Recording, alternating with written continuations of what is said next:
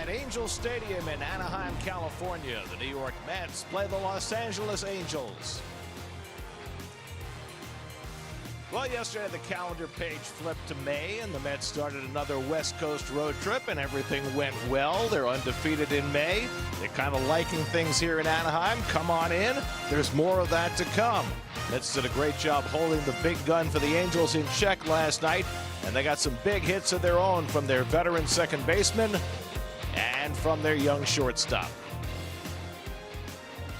And a pleasant good evening, everybody, and welcome to Anaheim. Gary Cohen, Todd Zeal with you tonight as the Mets play the middle game of their series against the Angels. You know, for any young player, there are many ups and downs to be had as you try to progress through the early portion of your career. Ronnie Mauricio is getting a chance to play every day right now with the injury to Francisco Lindor. On Thursday, he struck out for the final out of the game in a one-run Mets loss that clinched the series for the Nationals. Last night, though, he got another opportunity, tied game 7th inning, and he unloaded a 423-foot home run that gave the Mets a lead they would never relinquish in a 4-3 victory over the Angels. It's been fun to watch Mauricio. He's had a lot of difficulties, but last night was a real highlight. Well, one of the things about Ronnie Mauricio is we've been hearing about him as a prospect before I ever knew there was a Vientos or a Beatty or an Alvarez. He's been in this system for so long, so you know he's got a lot of perseverance, he's got a lot of confidence, and I love the opportunity that he's going to finally get playing every day, because you see amazing things out of him when he gets a chance to be in there every day, especially from the left side of the plate. He's just 25 years old. Christian Scott is only 24. He made his second start of the year last night, coming back from Tommy John surgery, and it was a huge improvement. Yeah, I think the best thing about the last night's performance was the fact that he got punched again early with the Soler home run, and instead of shying away, instead of not attacking the strike zone, he did just the opposite. He attacked it with the fastball. He used the cutter and the sweeper more effectively. I think it was a really, really great outing for Christian Scott. And then he turns the ball over to Nolan McLean tonight. McLean has been nothing short of spectacular, even if the wins have been hard to come by. Yeah, the wins have been hard to come by. Another tough luck loser last time out, 5 innings. He used his curveball a little bit more and more effectively. It's always, must-watch TV when Nolan McLean pitches, because I'm not sure which pitch he's going to dominate with first. It's the sinker, it's the changeup, the curve, and the sweeper are obviously as good as any pitches that he has, but always good to watch him attack. Mets are a little short in the bullpen tonight. They'll need from McLean to go deep into this one. It's the Mets and the Angels in Southern California. All the action coming up on SNY. Genesis Retailers. New York Mets baseball on SNY is brought to you by Toyota. Deer Spring, Toyota's adrenaline-pumping lineup is ready for you. Toyota, let's go places. By Spectrum, it's internet, mobile, and streaming TV, all from one place. By Suffolk Credit Union, be a HELOC hero at Suffolk Credit Union. And by Jeep, there's only one. Bartolo won a Cy Young as an Angel. How many people know that? May the Force be with you on May 14th for Star Wars Day at Citi Field. Purchase through the special event ticket offer and get a Nolan McLean Star Wars bobblehead. Go to Mets.com/Star Wars for details. Your odds update presented by Bet365, where winning is everything. Around the Majors presented by Jeep. Max Meyer shut out the Phillies for 7 innings today. 4-0 Marlins win. First loss for Don Mattingly as Phillies skipper. Brandon Valenzuela hit a 3-run homer to cap an 8-run inning for the Blue Jays as they beat the Twins. And how do you score 17 runs without hitting a home run? Well, drawing 7 straight walks doesn't hurt. 7 straight walks. Oh, that's the Reds pitching staff we're talking about. The Mets looking for 2 in a row in Southern California. Mets and Angels, first pitch coming right up. Hey, Taylor. Your Honda Mets starting lineup. Mets are facing a lefty tonight, so a couple of veteran right-handed bats get their first starts as Mets. Andy Ibanez, his Mets debut, playing left field. Austin Slater, his first start, got his first hit as a Met last night. He's playing right field as the Mets go up against the veteran left-hander Reed Detmers. Yeah, Detmers, 26 years old, left-hander from the University of Louisville. I wonder if he had golden tempo in the Derby today, Gare. You're going to see a lot of fastballs out of him, about 45% fastballs, a little sneaky, and then the slider is his good out pitch.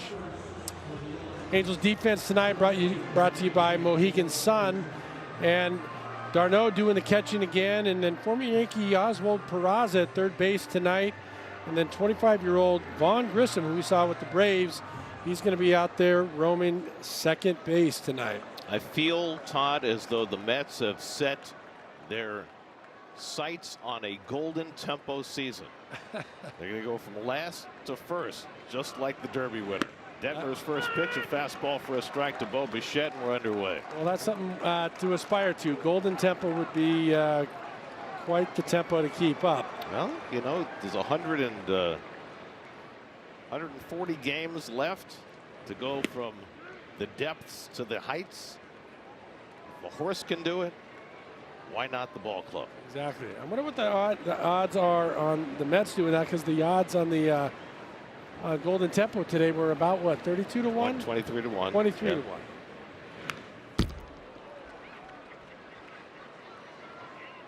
One and two to Bichette, who was 2 for 4 last night.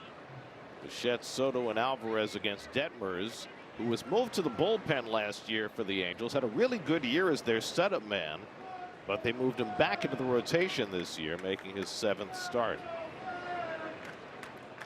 1-2 coming, and he ditches that changeup low. 2 balls, 2 strikes.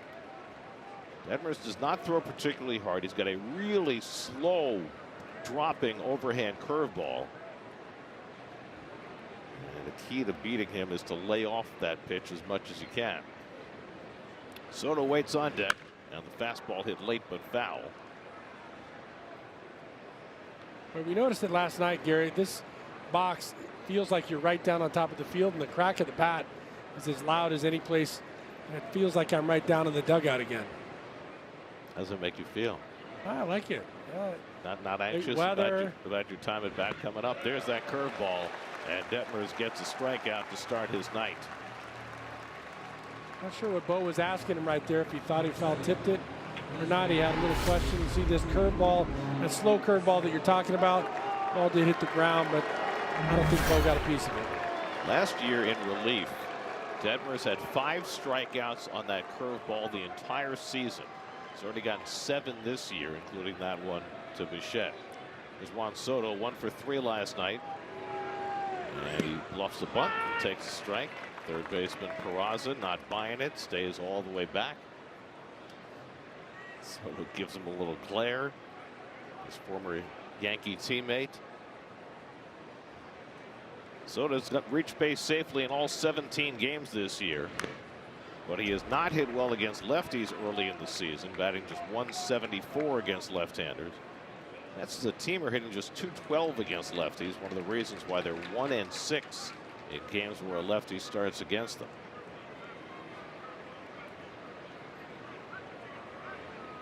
Detmers ahead 0-2 and unleashes that curveball, and Soto lays off 1-2. Francisco Alvarez is hitting 3rd in the order tonight. He's on deck.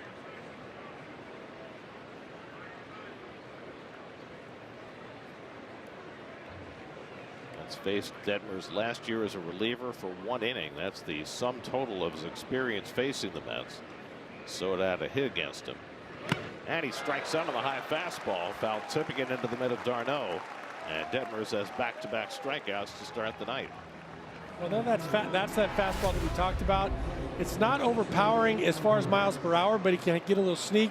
Top of the strike zone right there, and Juan goes and chases. Maybe not a strike, it's a foul tip, but Juan likes the ball up there. Keep throwing it up there. One of these times he'll catch up to it.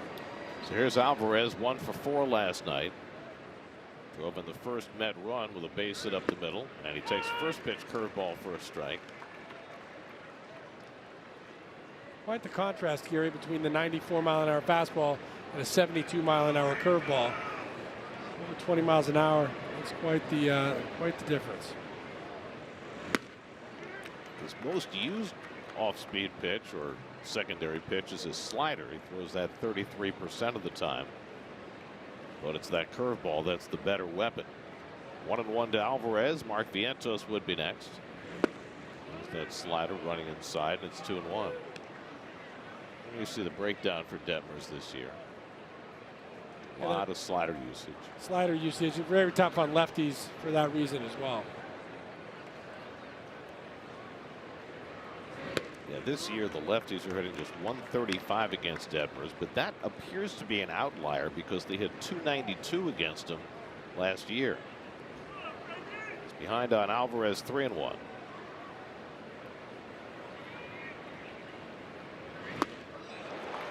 A high fastball by him, and it's 3-2.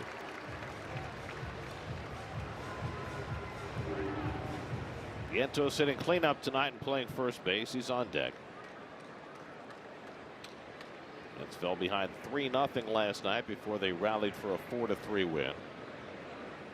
Alvarez had a piece of that. Lifts this one to shallow right field. Coming on is Joe Adell, the right fielder. And he's got it. That retires the side. Detmers with a 1-2-3 first. Nolan McLean heads. Any time of day, but not for long. Yes, that's the ocean. The Pacific Ocean.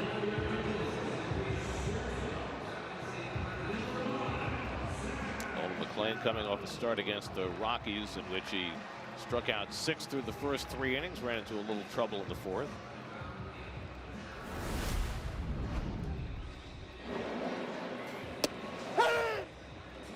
Good use of that curveball last time out. Used it more than he has in any of his other starts, about 24% of the time.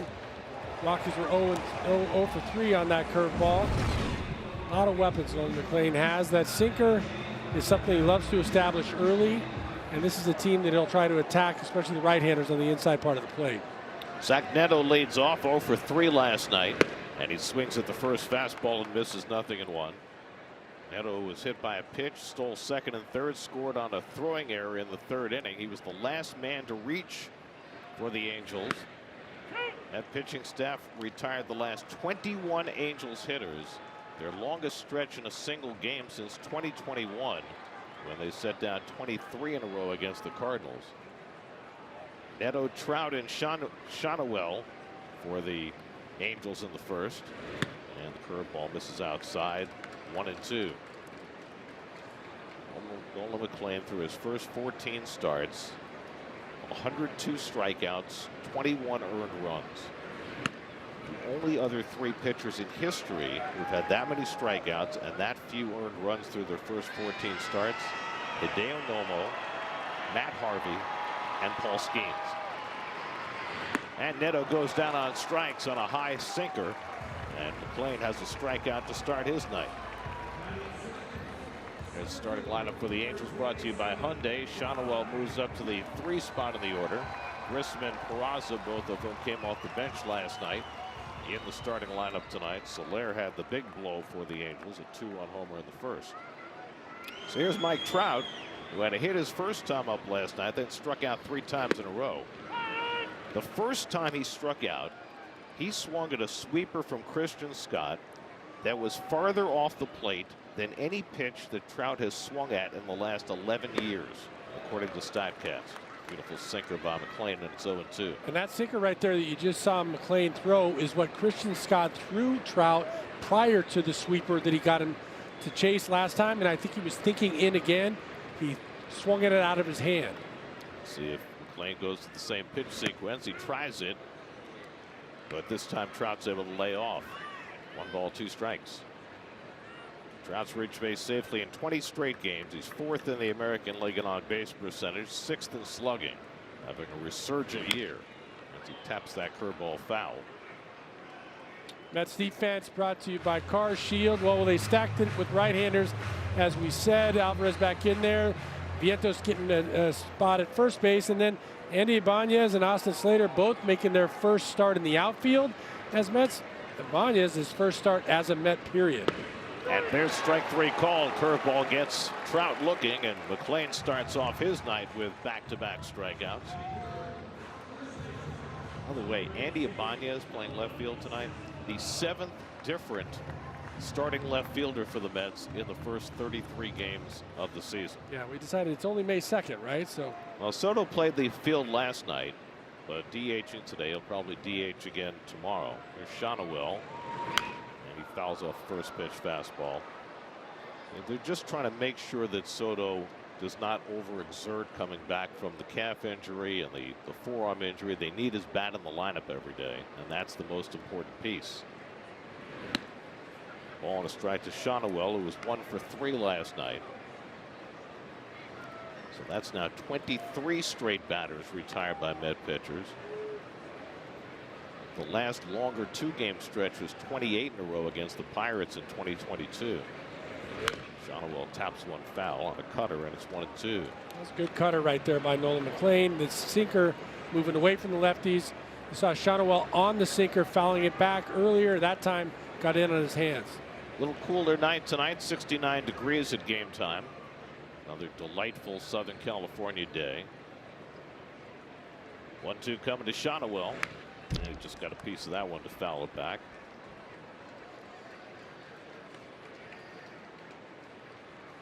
McLean's whip coming into the night, walks and hits per innings pitched, is 0.85, second best in the National League. He has just been dominant. But just 1 win in 6 starts. Not his fault. 1-2 coming. And Shonowell whacks one into right field for a base hit. And the Angels finally snapped their drought after 23 straight Angels were retired. 2-out single for Shonowell. Yeah, sorry, that was an interesting exchange by Nolan McLean and Alvarez before this pitch was thrown. He goes with the fastball, more the 4-seamer, and they had a lot of shake-off. Nolan kept going to something else. Obviously different than what Alvarez wanted. 4-seam fastball is what he threw, and that got the base hit. So a 2-out base runner. Now Soler, who attacked the first pitch he saw last night, hit a 2-run homer against Christian Scott. His 7th home run of the season. And the fastball runs inside for ball 1. Soler has reached base safely in 21 straight games. 4th in the American League with 25 runs batted in. Shonowell at first, not a base stealer. And knee-high strike, and it's 1-1. Last night, that's the sweeper that we saw Christian Scott leave out over the plate. And Soler kind of ambushed him. He was trying to get it over for a strike. Didn't make that mistake again. Soler hits one softly. That's going to roll to the right side for an infield hit. With Semien playing up the middle, Soler hit one about 50 miles an hour that just found the right spot on the infield dirt for an infield hit. That's a shattered bat. Went down a hero right there. Sometimes it's not how hard, it's how you place it. Look at the defense. Got Semien all the way up the middle, and Vientos obviously holding on the runner at first base. And this just is probably one of the softer exit velo hits Soler's had this season. So 2 on and 2 out. Now Joe Adell. Adell came up 3 times last night and struck out in all 3. Adell had a breakout season last year with 37 home runs. Off to a slower start this year offensively, although he has certainly made his name defensively. Fouled off the right side. By the way, officially that base hit by Jorge Soler, 48.5 miles per hour. Yeah, sometimes you need those too. And as a hitter would tell you, you hit a lot of them for 100 for outs, so you take those 48 once in a while.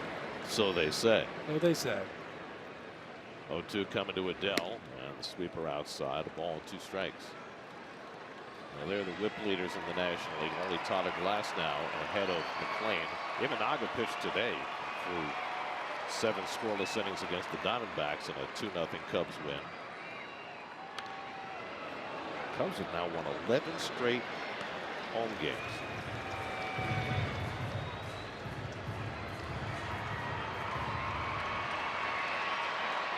McLean being forced to work in this first inning with the 2 straight 2-out hits. His 23rd pitch of the inning coming to Adell. And the curveball fouled off, and he stays in there.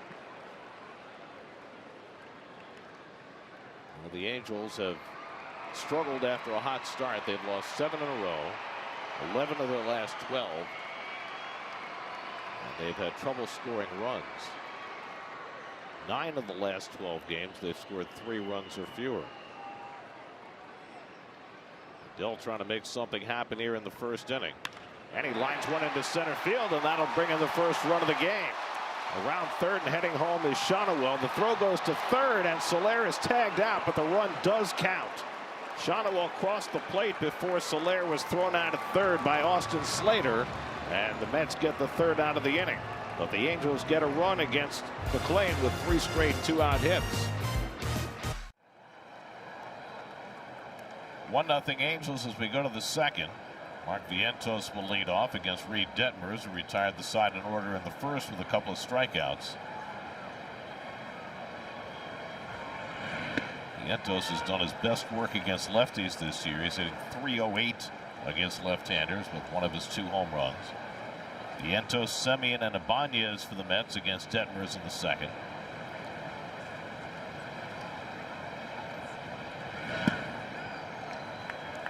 Detmers misses down with a changeup, and it's 1-1. Vientos didn't play last night. Back in the lineup today, playing first base. And hitting cleanup against Detmers. And he whacks one in the air to deep right center. Back in the gap goes Trout. He'll have room on the warning track, and he makes the catch a step from the wall. Let's go back to the run the Angels scored. By rule, on a tag play for the third out, the runner has to cross the plate before the tag for the run to count. We're watching it. It looks super close from that angle right there, and the umpire's doing his best to see where the tag is applied at third. From this angle, it really looks like Bo got him right there on the toe, even before he comes up and gets him on the shin. And if that were the case, that was actually ahead of when that runner touched home plate. But Gary, I think we were discussing this, that may not be a reviewable call. Well, certainly it's one that, if it were reviewable, the Mets would have asked for a review, but it's a timing play, which makes it difficult to review. But you see, if the initial tag was made on the toe, then Shawano had not touched the plate at that point. Yeah, the toe's right there, and Shawano is still at least a step away. And even if he gets him on the shin there, he's still not on clearly on the plate. Marcus Semien has great career numbers against Detmers, 13 for 31. That's a .419 average with a home run against this left-hander. Semien had a big hit last night, a 2-run single that got the Mets even in the 6th inning. Fouls back that fastball to stay on the at-bat. You can definitely see that the ball moved, especially from that other angle. But now it looks like the tag is on the toe. You see the ball move right there. And Shawano is not even near home plate at that point. It's tough for the umpire to be able to see both things at the same time. But if it were a reviewable play, I think that run would have been erased. It's the home plate umpire's call. He's got to be able to see the play from a distance and see when the runner touches home. That's John Tompane who made that call. 2-2 to Semien.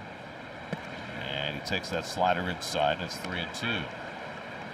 Andy Ibanez, getting ready for his first plate appearance as a Met, is on deck.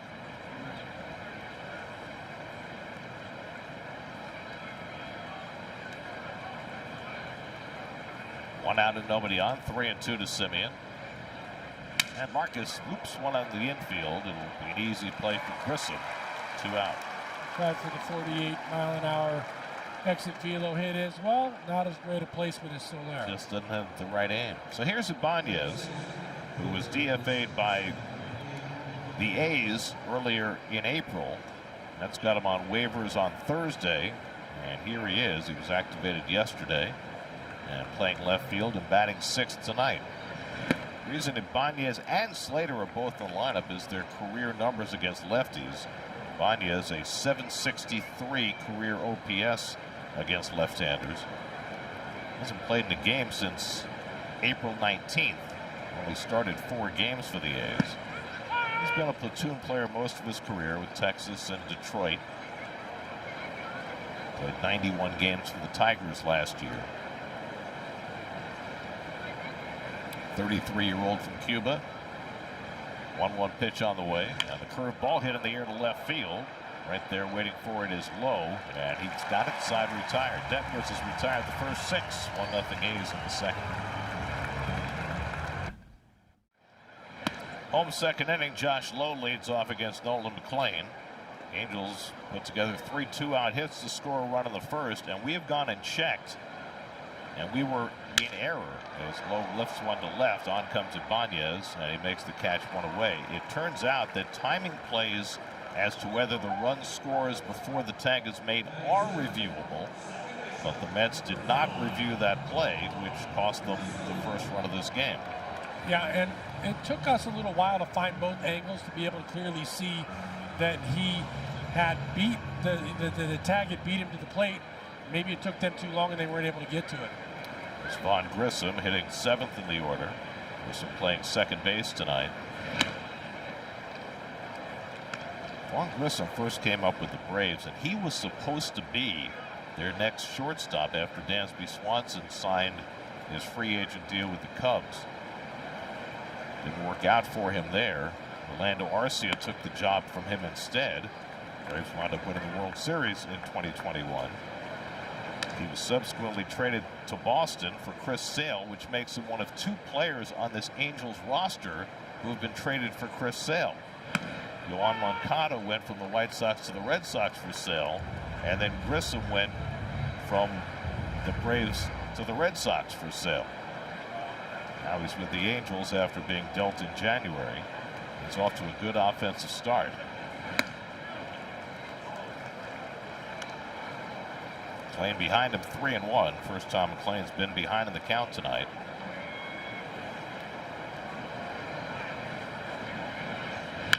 And it's grounded to third. Nice big hop for Bichette. And the throw is true, 2 away. Score big on authentic gear at MLBshop.com. From official jerseys and memorabilia to hats and hoodies. Visit MLBshop.com/Mets, the official source for your Mets gear. Some Met fans on hand here in Southern California. Enjoying the weather. To enjoy another Met win. Oswald Peraza rolls one out to Mauricio, and a quick inning for McLean. Gets him out 1-2-3 on 8 pitches. After 2, 1-0 Angels. Well, happy 30th birthday to Luis Torrens, and it was a terrific birthday for Luis today, as he not only celebrated his special day, but he signed a 2-year contract extension worth $11.5 million, which is a pretty good deal for a backup catcher. But then again, Torrens is probably the best backup catcher in the game. Yeah, so happy for him. And talking to Carlos has known him since he was 16 years old. Couldn't be happier that he decided to stay here with this Mets team, because a guy that's that good as he's shown that he can be, there's a likelihood that somebody might take a crack at him and maybe make him a starter if he goes to free agency. Great to have him back with the Mets. Aaron Teller leading off for the Mets in the 3rd against Reed Detmers, who retired the first 6. Teller was 0 for 3 last night. Slater and Mauricio to follow for the Mets. Teller getting a lot of playing time lately. His 14th start now. Soto being DH'd a lot of the time has something to do with Taylor getting some extra reps. Goes down swinging on a high slider, and Detmers has his 3rd strikeout.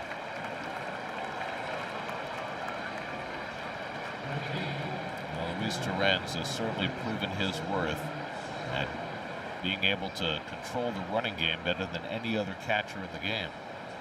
I know his pop time sometimes gets ranked 2 or 3. I've never seen anybody, maybe aside from Pudge Rodriguez when I was playing, that had that kind of consistency with not only the pop time but the accuracy of the throw. He's as good as I've ever seen. Austin Slater at the plate, making his first start for the Mets. Came off the bench last night, had an infield hit, and he hooks that one into left field for the Mets' first hit in this game.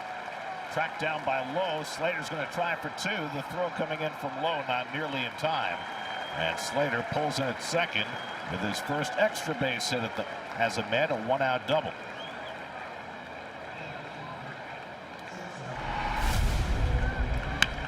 Stays on the breaking ball right there and just pops it into the outfield. Good speed Slater has. Stays back right there. Was a little out in front of it, but got it out a tiny bit up the end of the bat and waited back long enough on the curveball to be able to hit it into left field. Easy double. Brings up Ronnie Mauricio. Kept in the lineup even against a lefty. He has struggled as a right-hand batter both last year and in his brief appearances this year. He's 0 for 3 as a right-hand batter. Had some good swings right-handed in spring training and down in Syracuse, but he's yet to show he can hit right-handed in the big leagues on a consistent basis. However, left-handed, he's got some sock. Saw that last night. Yeah, and we talked about how the bat sounded from this booth. That one was a crack of the bat. And good for Ronnie. Kept throwing in fastballs higher. You can't do that to him. Detmers hasn't thrown a fastball yet. 1 ball, 2 strikes. Travis d'Arnaud blocking that ball behind the plate.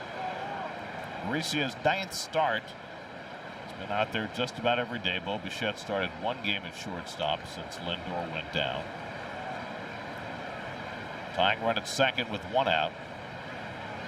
And Mauricio goes down swinging on the slider. That's 4 strikeouts for Detmers, 2 down in the inning. And that's what he's going to have to show that he can make improvement on as a right-handed hitter, especially. Otherwise, lefties are never going to throw him the fastball for a strike. They're going to continue to make him swing at that breaking ball until he proves he can lay off it. Detmers is a guy who will fill the strike zone. He's thrown first pitch strikes to 8 of the first 9 batters. Bo Bichette loves to jump that first pitch in RBI situations. 2 out and a runner at second. And Bo gets the first pitch curveball outside, so Detmers knew exactly what he was doing. Only the second first pitch ball he's thrown. Bichette struck out his first time up.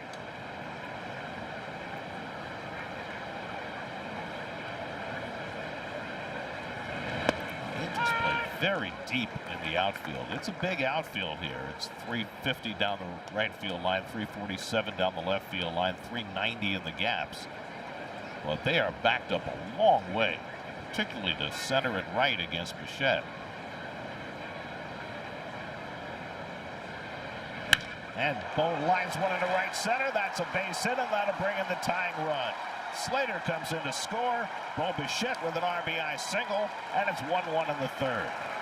15th RBI for Bichette, whose magic runners in scoring position bat is beginning to come around. Sure is. He's having better and better at bats. Even when he's getting out, he's been hitting the ball hard. Stays inside the baseball as well as anybody in the game. Doesn't let that fastball beat him. And that's his bread and butter right there. Line drive, base hit, drive in a run. Soto, who struck out his first time up, and he pops one a mile high on the infield, waiting for it to come down as Neto. He backpedals to make the grab. That was a major league pop-up. Bichette's 2-out RBI ties the game at 1. Just recommended brand Head and Shoulders. Home 3rd inning in a 1-1 game. Former Met Travis d'Arnaud takes inside from Nolan McLean. d'Arnaud 0 for 2 last night, getting the bulk of the playing time right now with Logan O'Hoppe, the Long Island native, on the injured list with a fractured wrist. Mauricio handles the grounder and throws out d'Arnaud 1 away. Good sinker again by Nolan McLean. Trying to pitch to contact. I've got a stat for you. The infield hit by Soler in the first inning. The first ground ball that Nolan McLean has generated this year that hasn't produced an out. Wow, that's crazy. He was 35 for 35 coming into the night, which is a tribute to the Mets infield defense, which is, other than some bobbles at first base, actually been pretty good. That's our 9th in the majors in defensive runs saved coming into the day. And a knee-high strike to Zach Neto, and it's 0-2. Neto struck out his first time up. McLean, after giving up 3 straight 2-out hits in the first, has retired 4 in a row. And he strikes out Neto for the 2nd time. Got him with the curveball, 2 down. So Mike Trout will bat with the bases empty. The last time up against Trout, you see the array of pitches, the sinker in right there with the sweeper away. Then he goes with the curveball and goes with the curveball again, freezes Trout. Look at this, the width of the plate and a little bit more, but all those pitches look the same coming out of his hand.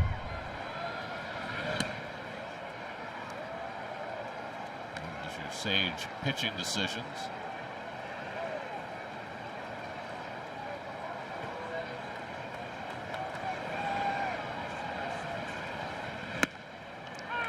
takes a fastball for a strike at 96. Trout's only had 49 career at-bats against the Mets, 6 home runs, and a 1269 OPS against the Mets. That's this one foul. That'll go out of play, and it's 1-2.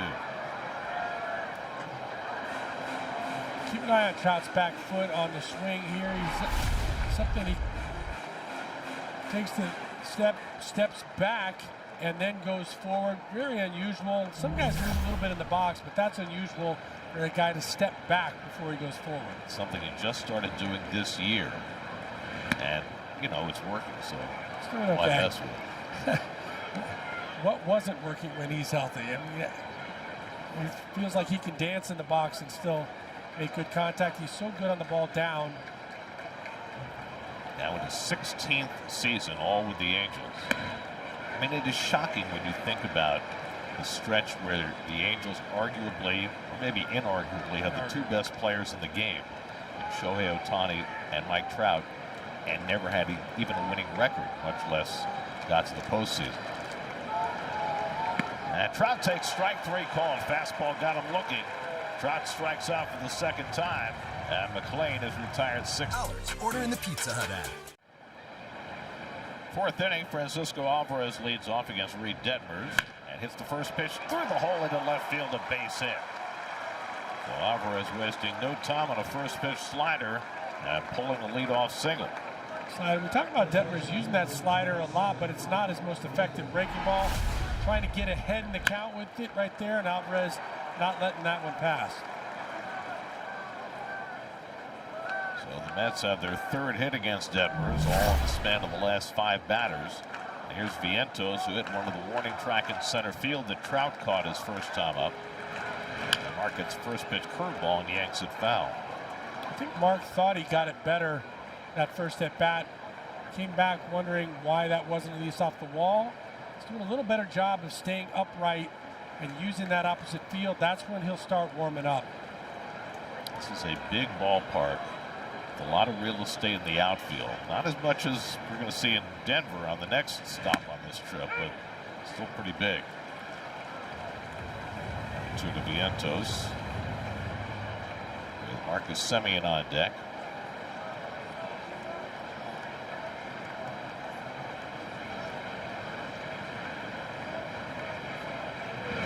And a half swing, he went around on the slider in the dirt, and it's the first out of the inning.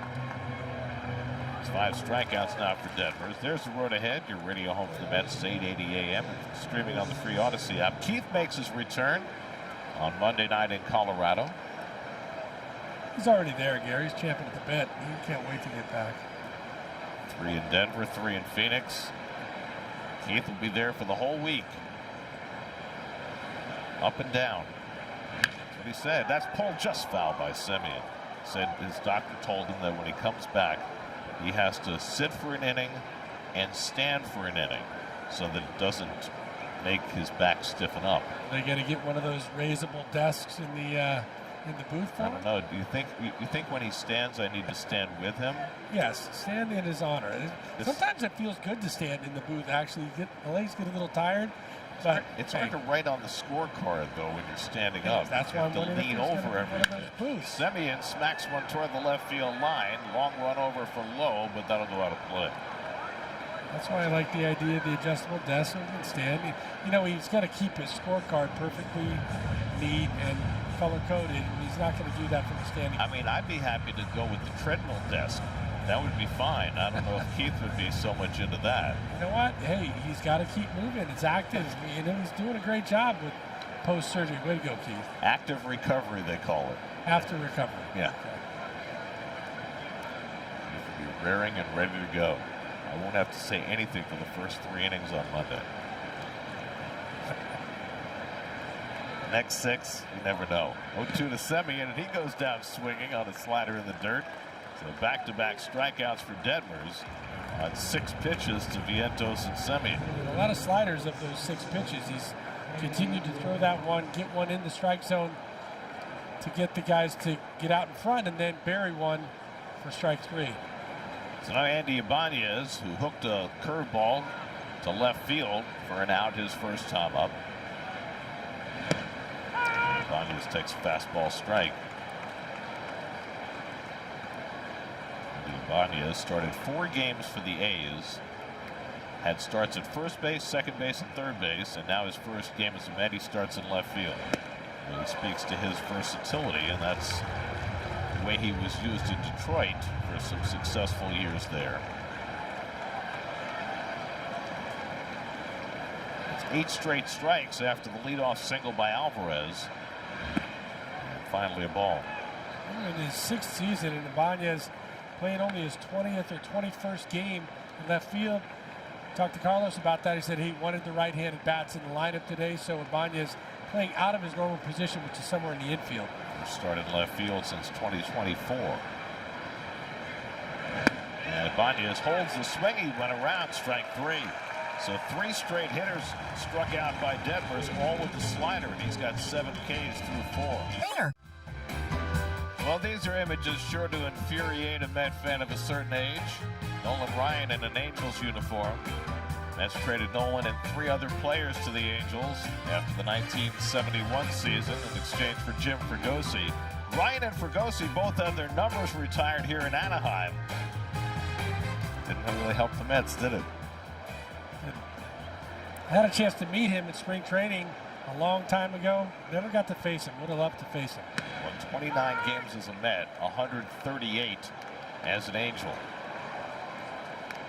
And 4 of his 7 no-hitters came in an Angels uniform across his 8 years in Anaheim. Wound up throwing 7 in all. The last one is a 42-year-old with Texas. Nolan Shonowell leading off in the bottom of the 4th. Shonowell had a base hit and scored the Angels' run, which probably should not have counted in the first inning.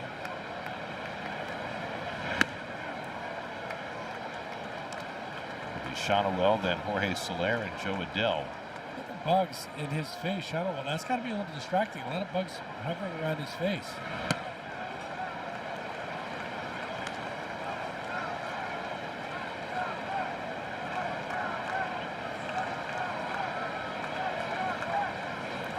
Playing behind 3-1, and he nips the inside corner and gets full. Not walked a batter. He struck out 4. That gives him 10 walks and 49 strikeouts for the year. Pulled down to first, and Vientos has got it. 1 away. Steve Gelbs is here. Steve, I'm surprised we could pry you away. I know it's Wayne Randazzo's birthday today. Wayne is here for the first time of the series, your BFF, and I'm just happy that you deigned to grant us a moment of your presence. Just one moment. Don't take advantage of this, okay? Told him I would step away and then I'll step right back. But I did want to talk about Nolan McLean and this rare occasion that I have to speak on camera today, who I think we all look at and think is just the ultimate competitor, and he is. But interestingly enough, McLean told me that what he loves most about the game of baseball is the process of getting better, putting in the work. He said he finds it fascinating what it takes to be consistent in life with your work, to try and make it through 162 and maximize your skills. He said he even adores spring training, which is not something that you hear from most guys, but he just loves the daily grind of it. And ultimately, that's probably what made him decide on baseball over football and even basketball, which he played when he was younger. He said with basketball, he would just show up to tryouts and he was so athletic he would make the team. With football, he loved competing and playing the games on the weekends, but did not love the process of breaking down defenses and the practices. With baseball, though, he loves the practice and the work. And ultimately, as you see Soler now wiping away those bugs, like you pointed out, Todd, ultimately that's probably how you get the type of stuff that McLean has when you just are such a perfectionist and love squeezing every last bit out of your work. Well, I've got a question for anybody who played the sport. Does anybody like football practice? I never did. That's why I stopped playing when I was 15. I mean, and didn't miss it a minute after that. Soler takes a walk, first walk of the day, given up by McLean after he retired 7 in a row. Oh, is that the gift that Steve gave to Wayne? No, you know what? A Mandalorian? No, look at that. You see out of the corner of the frame, that's Erica Weston, who's trying to steal my guy apparently tonight. Well, you know, he lives 3,000 miles away now, Steve. You know, it's only natural that others are going to try and horn in. I told Pat McCarthy before the game today that he couldn't take offense to it, but I would not be acknowledging him for 2 straight days. How about Keith Wren? I think he gets it. Joe Adell had the RBI for the Angels. And he takes a cutter just off the plate. Did McClain just challenge that call? No, he was just tapping his hat. Oh, well, you know, Steve, you might have some competition. Got outdone, Steve. I hope you got a couple of those cupcakes that he was passing around. I was offered the cupcakes by his lovely fiance, and I passed because we have a big night planned tonight, and I wanted to make sure I had plenty of room. Who's we in that sentence, Steve? Well, you turned me down. You could have been a part of it. Is his fiance Nope. invited to your soiree? She is not. Does she know that she's not? Yeah, I talked to her before. Or is she just finding that out? No, I talked to her before, and she understands that, you know, tonight is not about her. That you got there first, right? 2-2 coming. Adell lines one into left field for a base hit, his second of the night. So after striking out 3 times last night, Adell has a 2-hit night going. And the Angels have 2 men on against McClain in the 4th. Adell gets to that sinker. It's coming in on him. Didn't get in where he wanted it to get in. A little bit off the label, but not enough to make the out. Muscled it into left field. Justin Willard, the Mets pitching coach, out to the mound to talk to McClain before he faces Josh Lowe with 2 men on.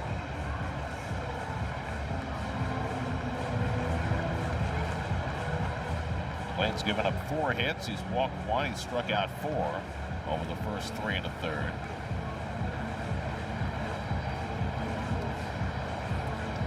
Connor Rogers and Joe DeMeo take a deep dive on what can be done to help the Mets' offensive struggles.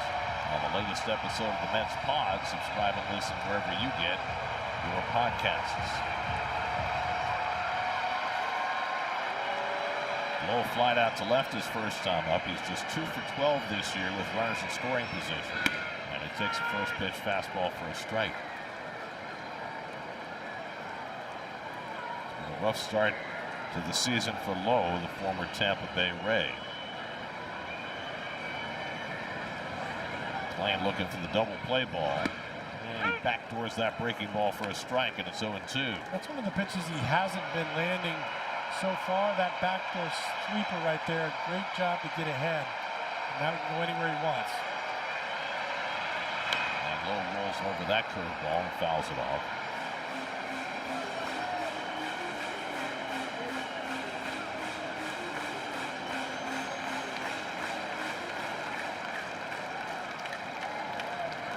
Soler at second, Adell at first with 1 out.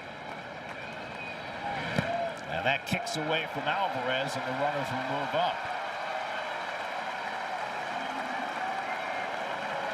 Wild pitch charge to McClain, his first of the year. And a change up in the dirt. And that takes the double play out of order. Albie backhanding it right there instead of blocking it. Problem with that positioning. Infield comes in, and it's bounced foul.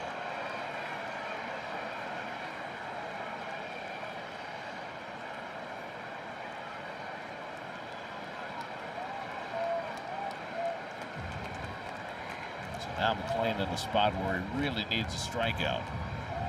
He's fanned 4 tonight. Unusual for in that he fanned Neto twice and Trout twice, and nobody else. 2 guys at the top of the batting order. Soler at third, not much speed, takes a pretty good fly ball to get him in. Ibanez playing very shallow in left field, the opposite field against Lowe. On the inside corner, got him looking. McClain needed a strikeout, got a strikeout. 2 down. Good job by Nolan right there. He got him thinking slow, used the sweeper, used the changeup against him, and then that front door sinker is really, really tough on the lefty when they're looking for something out of the plate. Now the infield can back up with 2 out. Vaughn Grissom, the batter. Grissom grounded out to third his first time up. And it takes first pitch. Cutter on the outside corner, 0-1. Grissom, when he was with the Braves, gave the Mets fits. Came into the day a .379 lifetime hitter against New York. Curveball pulled foul, and McClain gets up in the count 0-2. He did. He seemed like he got big hits against the Mets as well. Through the middle of the field in the right center in RBI situations.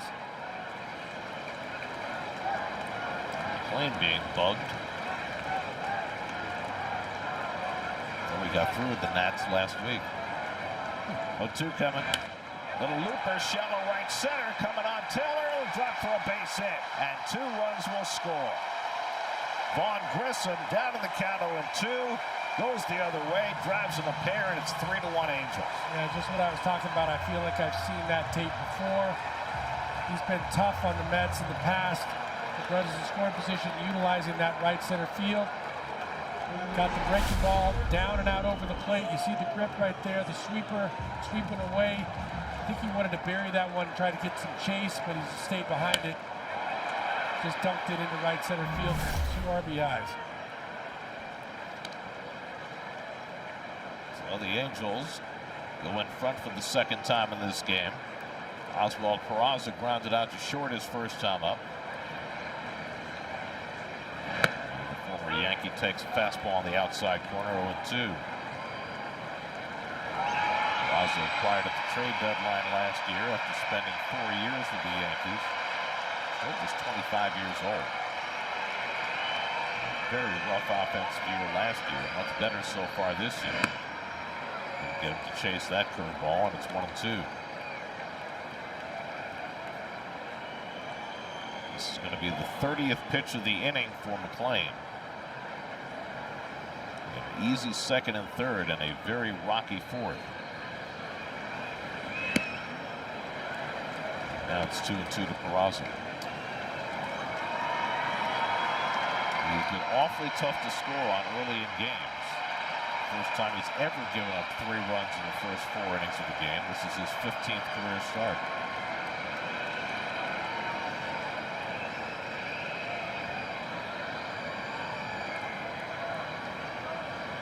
Two coming, and Peraza takes it high, and Alvarez going to challenge the call. The previous pitch was called a ball. The catcher's challenge.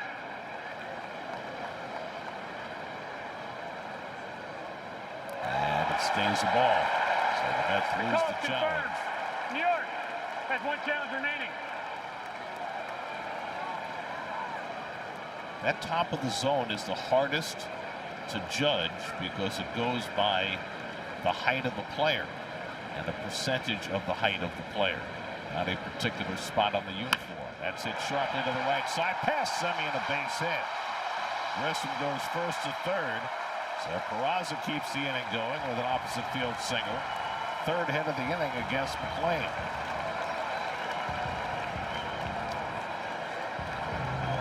This Angels lineup, especially the right-handed hitters, done a really good job of trying to stay on the baseball, haven't been trying to pull, and that's been keeping them on that sweeper, and he hasn't been landing it effectively. That's a fastball out over the plate, drives it to right.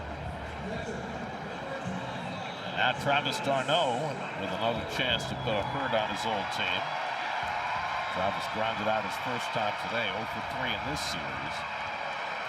He's got 5 career home runs against the Mets since he left. It's been 7 years as a Met.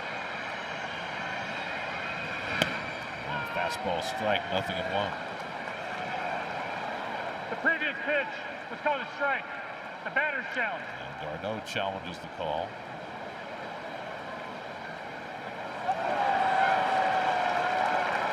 The call is confirmed. And both teams have lost a challenge in this half inning. Tobias Myers is up in the Mets bullpen. McClain struggling to get through the 4th.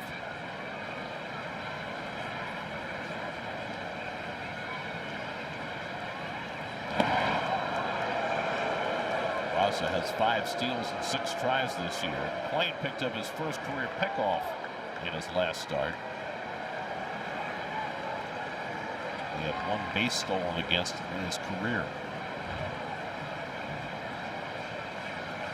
And Darno with a check swing foul, and for the 4th straight hitter, McLean gets ahead 0-2. Unable to put them away the last 2 hitters.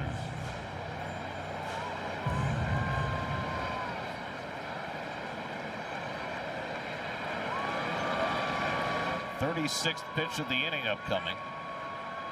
Most he's ever thrown in a big league inning. And he throws one by Darno for strike 3, and the inning comes to an end. But Vaughn Grissom's 2-out, 2-strike single drives him to pair, and the Angels. FeedingAmerica.org. Well, Nolan McLean gave up a run in the 1st, then sailed through the 2nd and 3rd, but just threw 36 pitches in that 4th inning, 35 officially. Most he's ever thrown in a big league inning.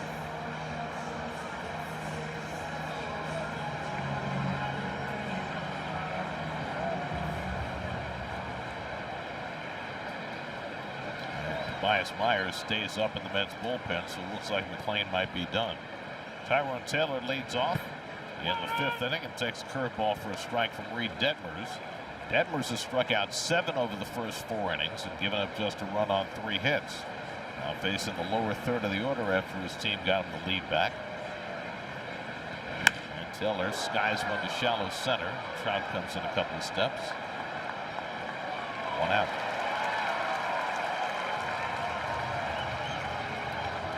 Well, the Mets have been talking about stretching Myers out and getting him to a point where he can start games.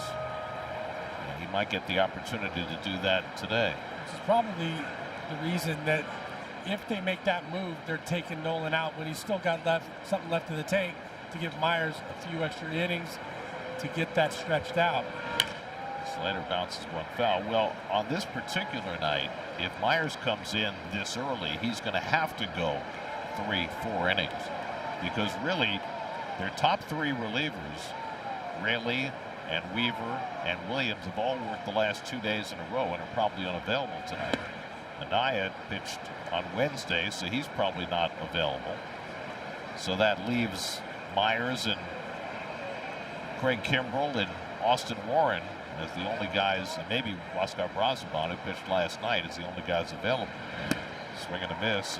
Slater down to the count 1-2. Austin Slater had the first Mets hit, a double to left field in the 3rd inning, and scored the only run. Came into the night with a .774 career OPS against lefties. That's why he and Ibanez are in the lineup tonight.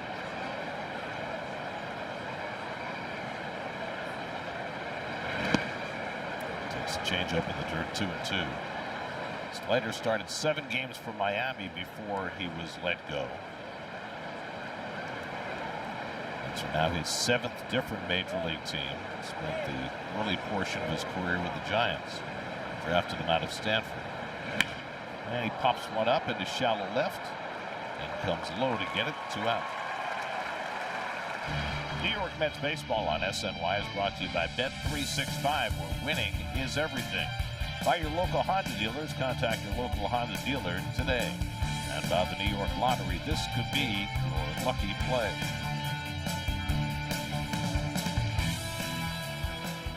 Sunset over the Pacific. That and, 10 a.m. football games.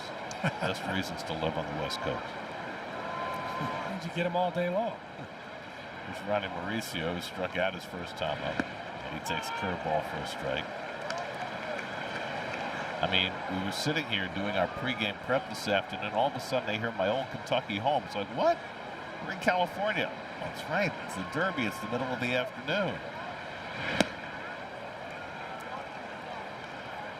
So far, Detmer's thrown nothing but off speed to Ronnie Mauricio. He's going to make him prove that he can sit back before he throws him a fastball that he can hit.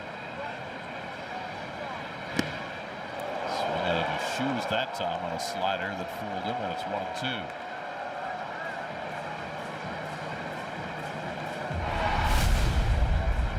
Big swing right here, and he slips a little bit too. I don't think it's just the swing. You see that front heel. Gets on that front heel and spins out for him. Not a good look. Makes it look like he's overswinging, which Maybe he could take a little off on that and try to stay through the middle. Maybe his pants are just hiked up too high. He's got the Carlos Santana Hunter pencil. And Mauricio goes down swinging on the slider. Detmers has retired 6 in a row. He's got 8 strikeouts for the night. And a 3-1 lead. KFC. Get it today, starting at $7. There's your 4th, 5th inning recap. Nolan McClain out of the game after 4 innings. After giving up the 2-run single to Vaughn Grissom in the 4th, Tobias Myers replaces him. Zach Neto struck out both his at-bats against McClain. Tobias' last outing against Washington, 2 innings with a couple of strikeouts, 1 walk. You're going to see the fastball splitter combination out of Tobias.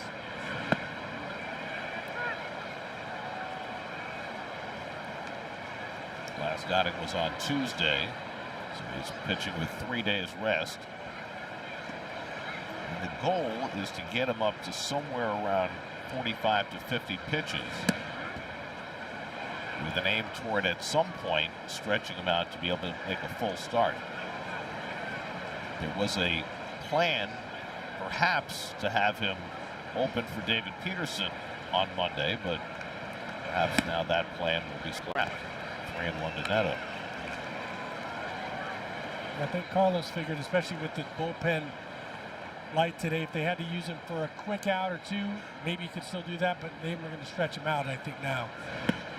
And this is with the splitter for ball 4, so he issues a leadoff walk to Neto.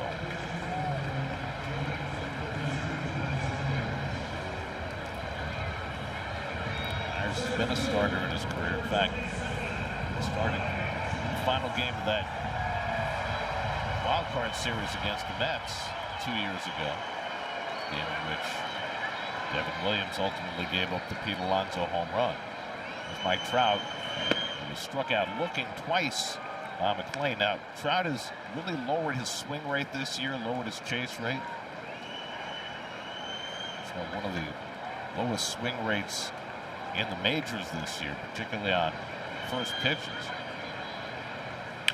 Grounds one in the hole. Mauricio on the backhand. The sidearm flip is in time.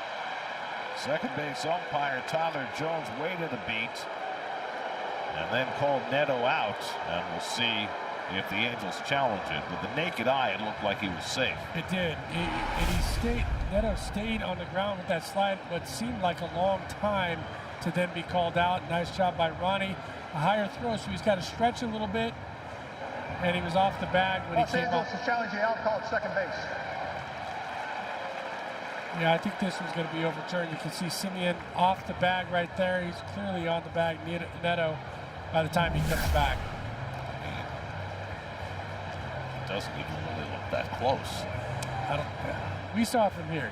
We got a nice view from here. This is a good close booth, but yeah, but Tyler Jones is only about 6 inches away.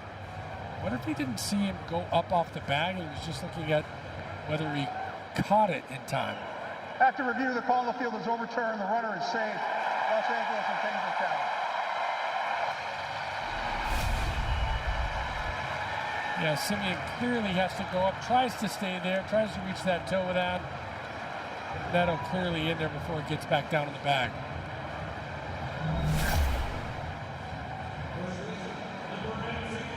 Scoring that a base hit, there's no way that's a hit. It's got to be a fielder's choice, right?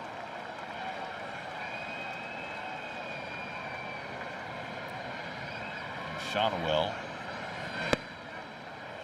I mean, doesn't Mauricio have a chance to throw Trout out at first base? I don't know. He was going deep in that hole. Trout doesn't run like he used to, but I think he was probably going to get down the line enough to beat it. Shed playing it on the cutout. Shonwell not bunting, and it takes low. 2-0. It's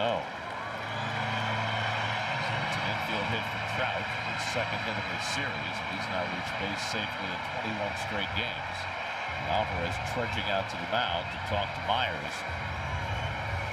Nolan McClain went 4 innings, allowed 3 runs, 6 hits, 1 walk, 6 strikeouts, a wild pitch, 78 pitches. First time in his career that he failed to go 5 innings in a start.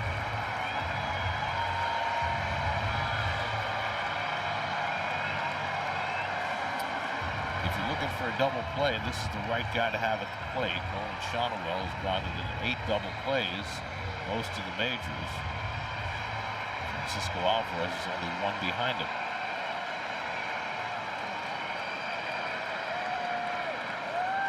Myers behind on the count 2-0. Bichette stays in on the cutout just in case. Big hole on the left side of the infield. And Shonowell lifts one out to center. Taylor has room. Tagging at second is Neto. Taylor makes the catch. The throw goes to second. Neto moves to third on the first out.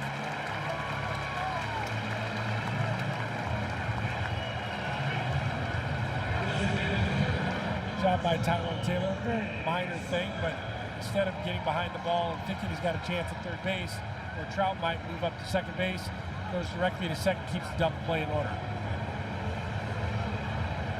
Jorge Soler, the batter, has already reached base safely twice in this game. A soft infield hit in the first, and then a walk in the fourth.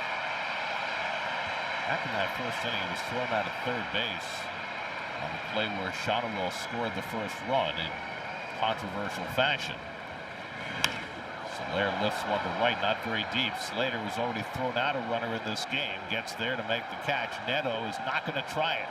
Slater gets a perfect throw in on one hop to the plate. I was going to say right before Soler hit that, because of the Shonowell scoring and that whole, we didn't really give enough credit to Austin Slater for throwing out Soler at third. He made a perfect throw. He charged it, got it on the move, and made a perfect throw. Once again, right there, he got around it. Wasn't moving towards the line, made sure he got around it, so he's moving towards home plate when he comes up to make the throw. Didn't think they were going to challenge him, but just in case, made the good throw to make sure there was no doubt. That second outfield assist of the season when he threw out Soler. Jared Young had the first one. So now Joe Adell is 2 for 2 in this game. First and third, 2 out.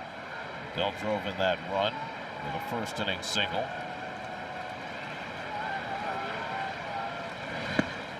Good splitter to start him off. 0-1. And a good visit by Alvarez, by the way. He was 2-0. And on Shonowell, he goes out, talks to him, gets the fly ball, gets the other fly ball. Now he's ahead on Adell. Good time to change the rhythm. Adell pops one straight up. Alvarez waits for it to come down. Side retired. Great job by Myers working out of trouble in the 5th inning. Still 3-1 Angels. In the ultimate playground at visitcalifornia.com.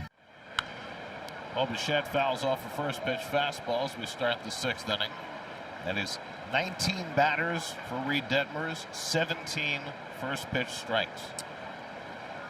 That's a pretty good recipe for success. He's also used the slider effectively. We said he'll use that slider more than he uses the curveball. The curveball is the real change of pace that gets the guys off the fastball and slider, and he's been able to get some swing and miss on that slider down in the zone.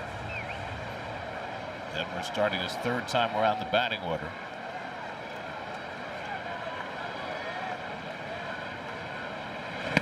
This is a guy who, as a 22-year-old rookie in 2022, threw a no-hitter against the Tampa Bay Rays. The second Angels rookie ever to throw a no-hitter. Will Belinsky was the first in 1962. Slow ground ball right at Grissom. And he throws out Bichette one away. Well, we're showing Detmers in the use of that curveball, the fastball. He's always had a little bit of sneak to the fastball, but it's the secondary pitches, the slider and the curveball, that make that fastball, especially up in the zone, effective, because the guy's got to protect against that, and then that curveball and slider have been getting a lot of swing and miss. He's handled Juan Soto so far tonight. A strikeout to pop up for Juan. And he takes a slider on the inside corner for a strike. Okay, I've seen that. Love that. Juan has reached base safely in every game this year. Not so far tonight. He's badly fooled on that curveball, and it's 0-2. Detmer said, okay, have you seen that one, though? Now he needs a timeout. Juan's, I'm going to go get it. No, I'm not. So Juan's like, oh, okay, I see you. I was ready for battle. Francisco Alvarez on deck. Detmer's ahead on the count 0-2. And Soto able to lay off. Ball and 2 strikes. Detmers has struck out 8, one shy of a season high.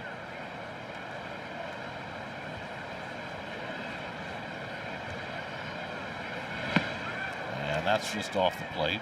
2-2.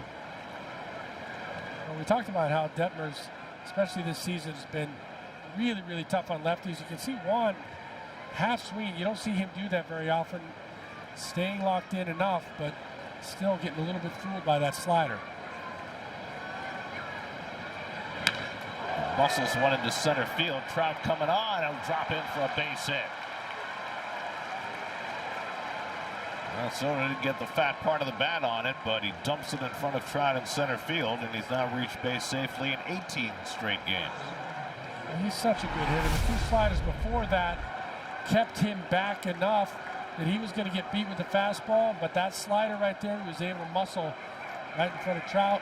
Trout thought he had a chance that it might have. Wasn't worth laying out for. So the Mets get the tying run to bat with Francisco Alvarez, who had a base hit his last time up, and he pokes one down the right field line foul. It's worth noting that Detmers has been very effective first 2 times through the order this year. But the 3rd time through, the opposition is hitting .370 against him. So the Angels will keep an eye on him. Of course, their bullpen has been incendiary, so they would like to go for Detmers to go as deep as he possibly can. We don't have any action out there right now. They're expecting him to get through this.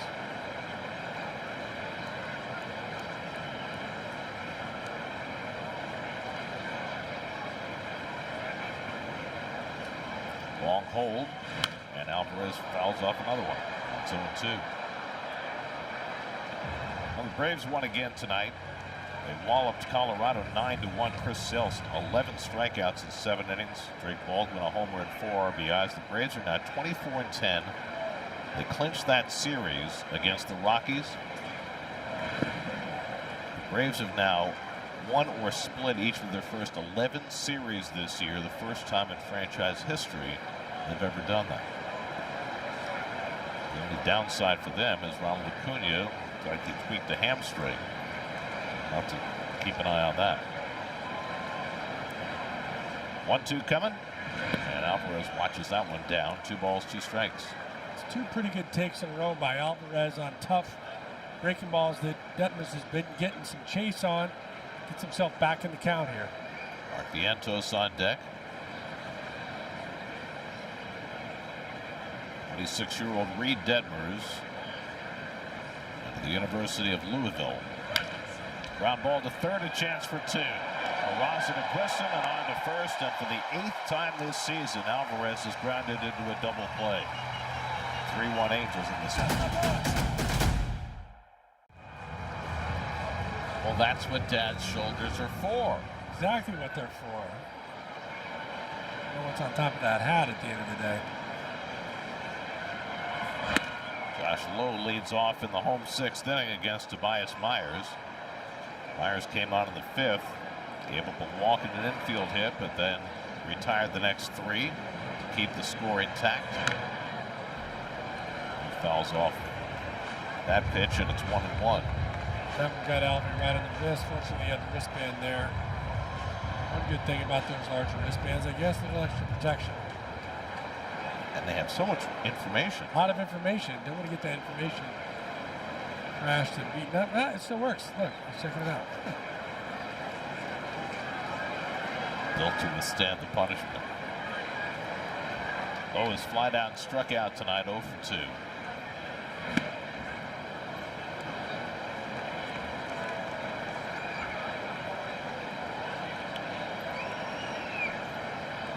Myers working behind Nolan McLean, who went just 4 innings for the first time in his career.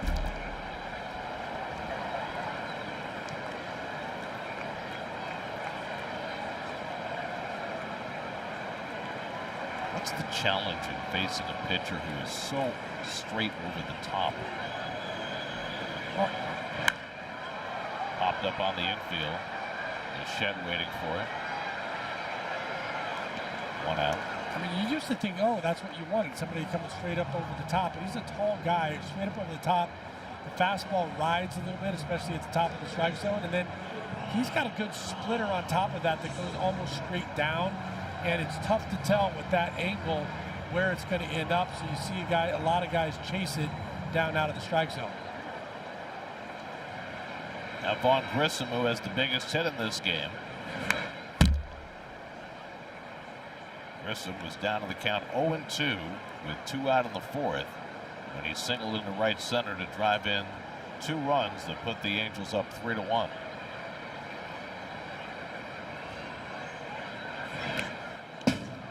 Interesting call by Kurt Suzuki, the Angels manager, tonight, because Adam Frazier's gotten most of the reps at second base against right-handed pitching this year, but he went with Grissom, who's played mostly against lefties, and it paid off.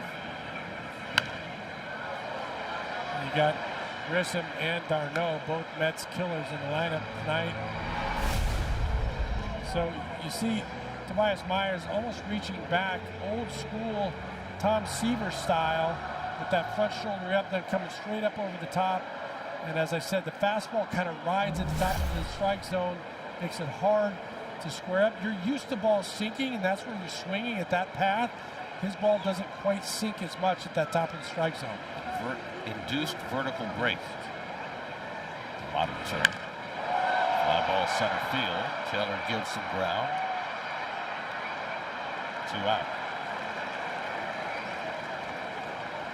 So Myers has retired 5 in a row with all 5 hitting the ball in the air.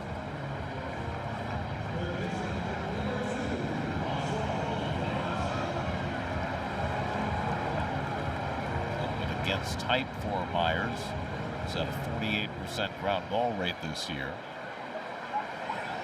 Now Peraza had a base hit his last time up, and he lines one to center field, and Taylor comes on, dives, but can't get it. Played on the carry by Ibanez, trying for 2, then safe at second base is Peraza. Taylor a little shaken up, slow to get to his feet, but he says he's okay after making that diving attempt. Tyrone gets a great first step off this seam, shaded towards right center. He's busted, and he's committed to going after it right away.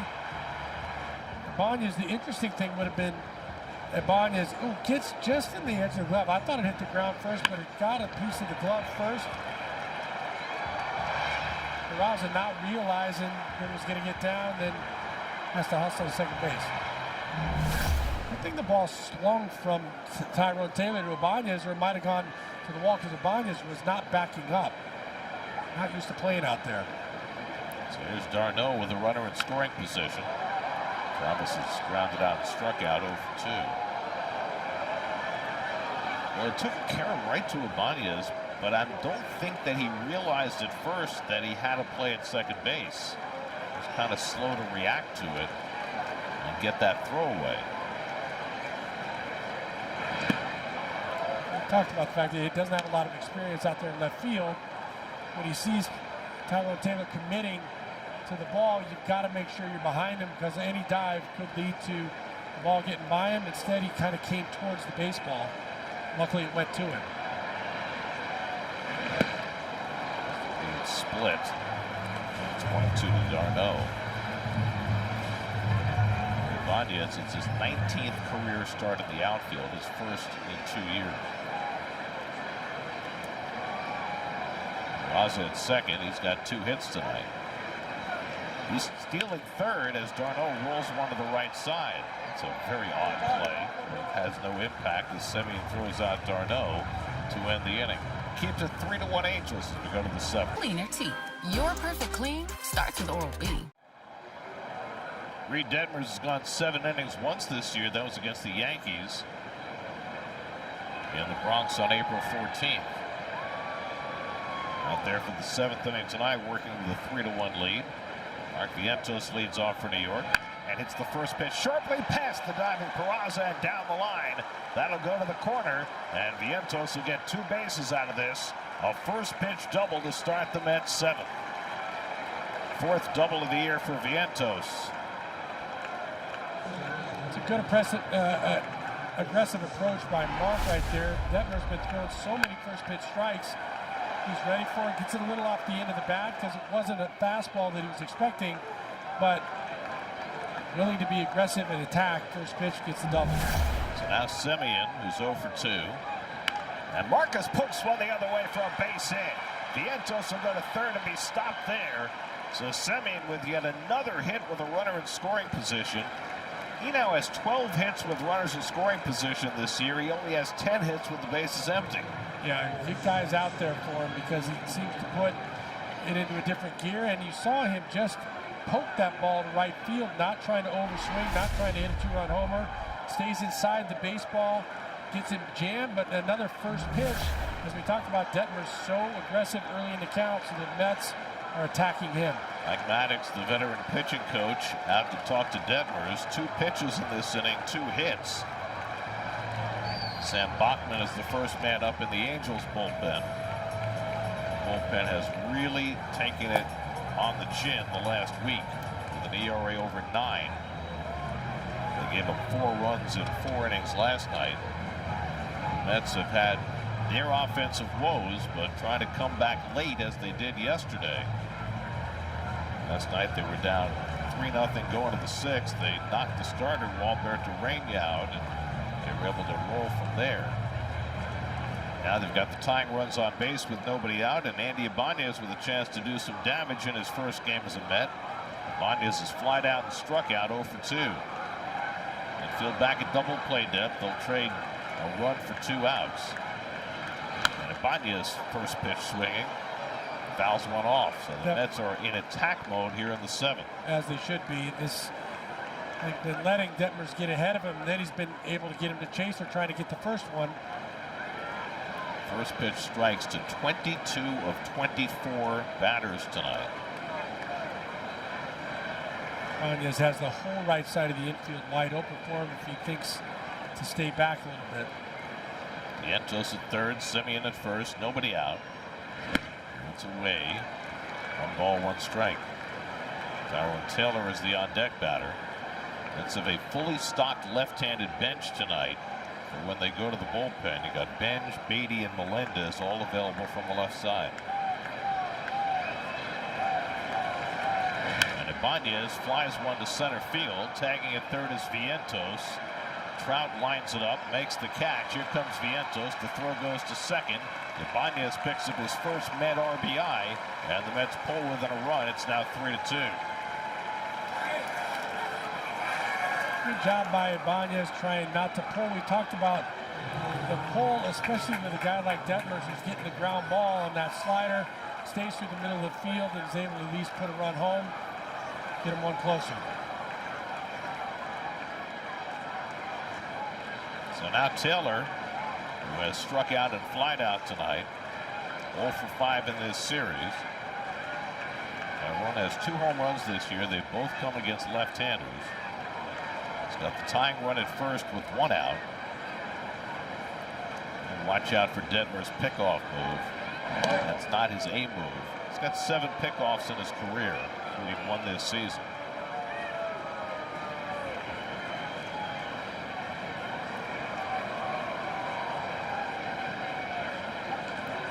Semien has stolen 3 bases this year, and there's a slightly better move, but still not his A move. And now he's thrown over twice, and Semien can get a little bit more of a lead. Throw over a 3rd time and don't get him, it's a balk.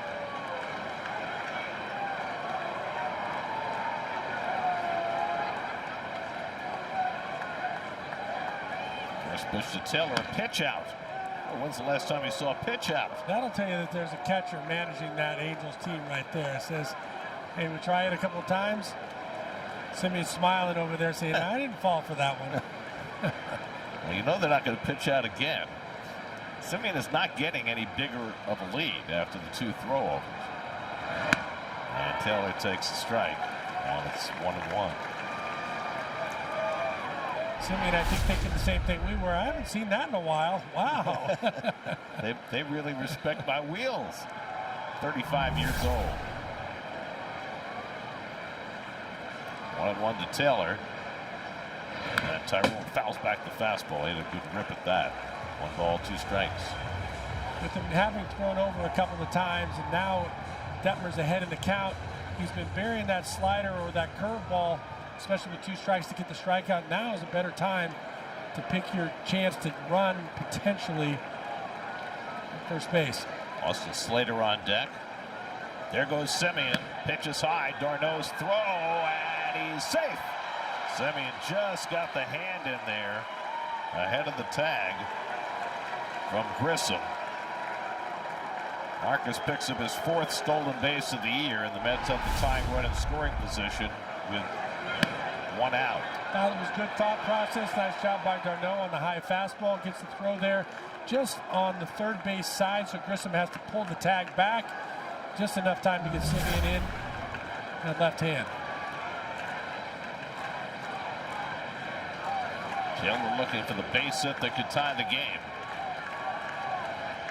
And Tyrone lines one in left center field for a base hit. Semien around third. He'll come in to score. Tyrone Taylor comes through with the game-tying hit, and it's 3-3 in the 7th.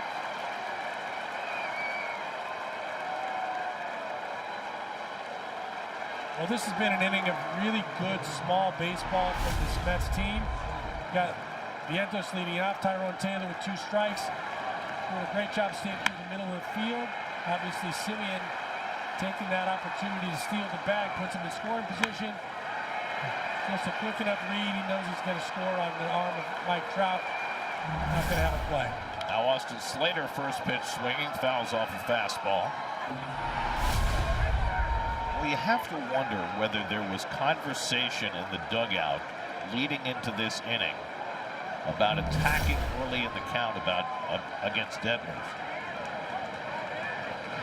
Ground ball to the right side. That may sneak through. And Grissom gets to it, but has no play. Throw to second. Taylor gets back. It's an infield hit for Slater, the Mets' 4th hit of the inning. And it moves the go-ahead run into scoring position. Well, there hasn't been a ton of balls hit hard. We've been seeing what was kind of done against Nolan McLean was the balls hit not necessarily hard, but to the right place. Nice job by Slater again, attacking early. We keep talking about attacking early in this inning, and it's paid dividends. Now Ronnie Mauricio gets another chance as a right-hand batter. He has struck out twice and not looked good doing it against Detmers tonight. Taylor at second, Slater at first, both with good speed. And Mauricio on a first pitch curveball flails and misses.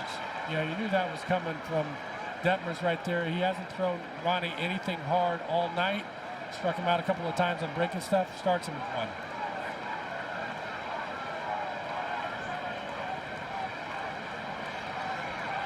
Another curveball, and he fouls this one off. And went down back to 69 miles an hour by Detmers. And he has Mauricio tied in a complete knot tonight. I don't think he even wastes a fastball with Ronnie. You could go up here, but he could almost catch up to 1. The slider that he was able to lay off, 1 and 2. Bichette on deck. Vientos, Semien, Taylor, and Slater with hits in this inning. Ibanez with a sacrifice fly, and the Mets have gotten even. Probably the last batter for Detmers. And Mauricio chops one to the right side. That'll advance the runners, and now Mauricio may beat it out, and he's out. Just barely. Shotwell able to get to the bag because Detmers was slow to cover. Mauricio might be a little shaken up after diving into first base. But they got him by an eyelash for the second out as the runners move to second and third, and the Mets are challenging the out call at first base.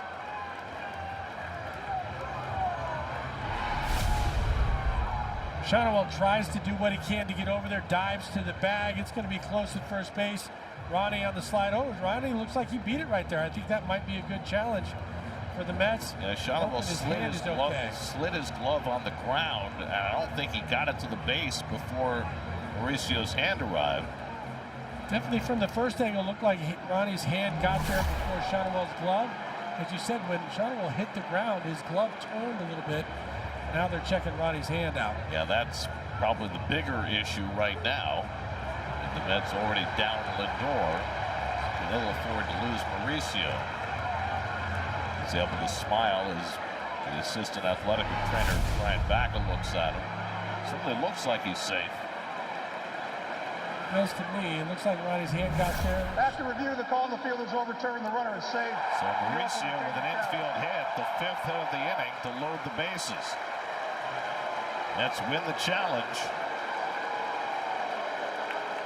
And that's going to be all for Detmers. They left him in to face Mauricio to keep him batting right-handed. Mauricio comes through with the infield hit, and now Kurt Suzuki will make the pitching change and reluctantly go to his bullpen. Mets have tied it, threatening to take the lead. Call to the bullpen brought to you by Nissan.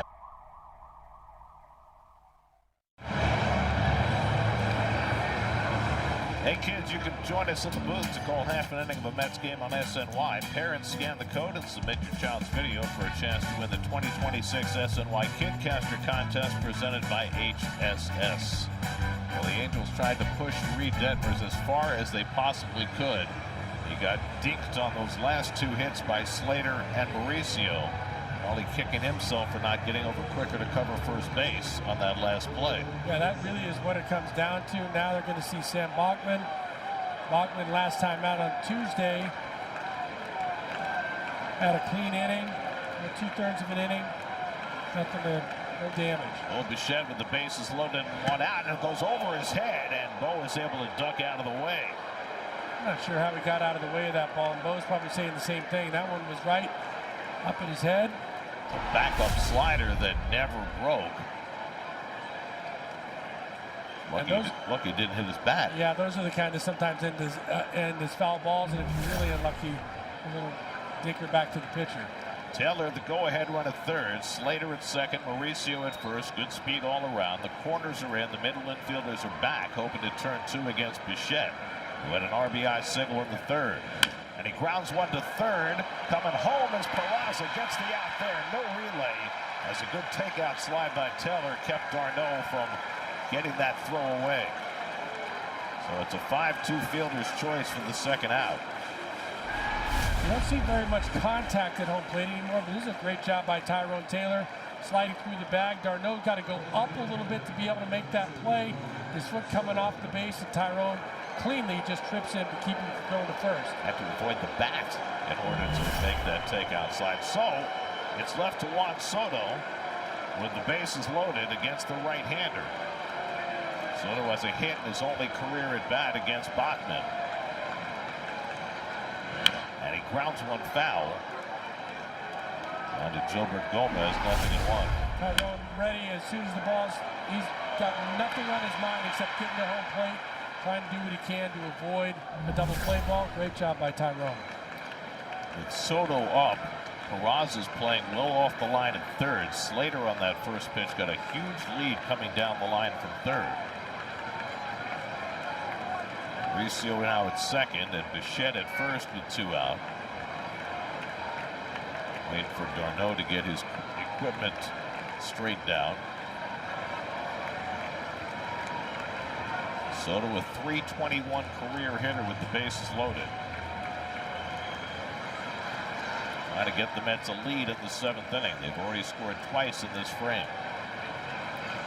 And Soto fouls away a fastball. And quickly it's 0-2. He's upset about missing that one. That was the one he wanted right there. Fastball out over the plate. Fouled it straight back. He's locked in. You see him. He hits this bat right here because he knows that was the one he wanted to hit. Soto the 8th man up in the inning. 0-2 from Batman. Up and away with the fastball, and it's 1-2.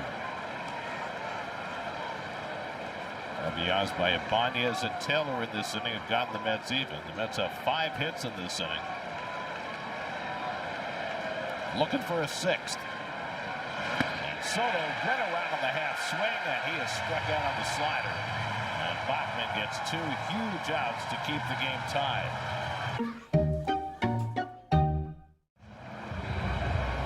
Final game of the series tomorrow afternoon. Probables brought to you by Prevagen. Clay Holmes has been pitching like an ace. Jack Kohanowitz has been pitching well for the Angels. 4:07 Eastern Time first pitch. Tobias Myers begins his 3rd inning of relief. Defensive changes for the Mets. Bo Bichette has moved to shortstop. Brett Beatty has come in to play 3rd base. And Carson Benj has come in to play left field. Wanting Mauricio out after apparently hurting his hand on a headfirst slide into first. Semien calling all the way. Taylor could have played it, but he gave way to Semien, who makes the grab to retire Neto, 1 out in the home 7th. He's smiling again. Tyrone said, I had you, but go ahead, I give it to you. Veteran. Ronnie getting down the line right here. He's busting, trying to make this an infield hit. Slides at first, always dangerous going like that hard into first base, and he looked right away at his hand. He stayed down a long time. Stayed in the run. You could tell that that hand was bothering him. Now out of the game. So he's out because of the injury. Ibanez is out to improve the defense and get the left-hand hitters in against that predominantly right-handed bullpen. Mike Trout bangs one into center field for his 2nd hit of the night. So a 1-out single for Trout, his 3rd hit of the series.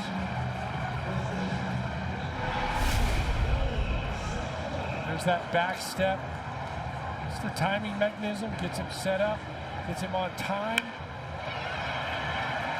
We talked about the fact that he's not swinging a lot of first pitches this season. That one he decided, don't get behind on this guy. Oscar Brazoban, who pitched last night, is up in the Mets bullpen. Here's Shonowell. He's 1 for 3. And he takes a knee-high cutter for a strike, 0-1. Mets would like to see him take over that lead in double plays that Alvarez just tied up in the previous innings. We'll see how the Mets are going to bat, but I assume that Beatty goes in Ibanez's spot and Bench goes in Mauricio's spot, but we'll check that out. It's an interesting visit right here. Looks like he's taking extra time, maybe to give Brazoban a little time to warm up. Beatty was running some sprints. He's a long visit right now, and sometimes he'll break it up.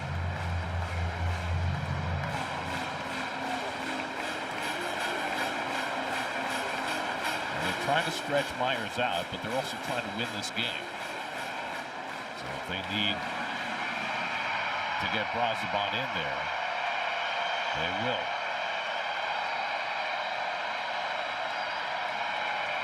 Shonowell at a base hit and scored a run in the 1st. Trout at first, doesn't steal many bases these days. There's a good splitter by Myers, and Alvarez able to keep it in front of him. 0-2.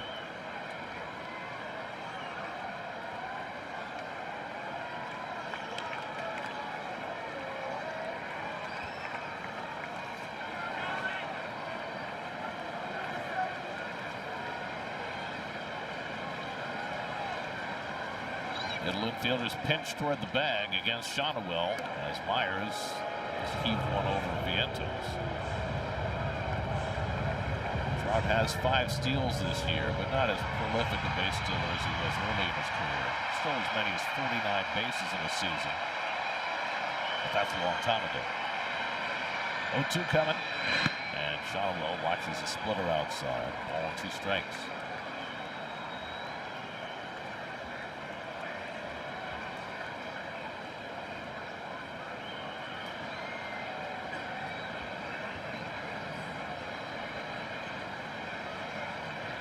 One-two for Myers. Shonowell able to take that splitter down, and now it's 2-2.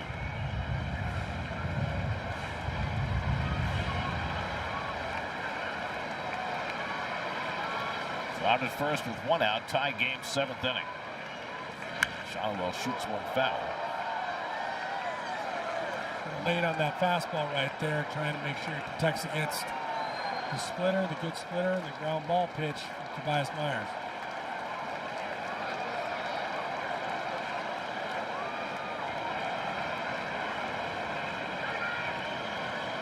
Shonowell asks for time.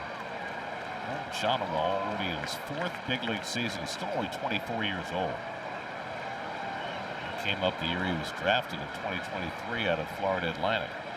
Made a big early impact, but still trying to find his footing. 2-2. Popped it up. This one's playable. They got in Vientos' way, but no call as Semien makes the catch.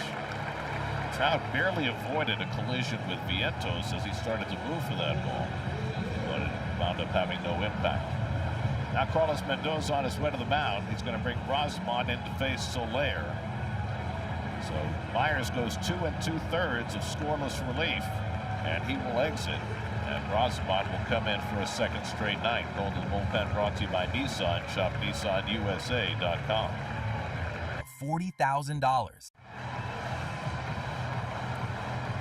Tie game, 7th inning.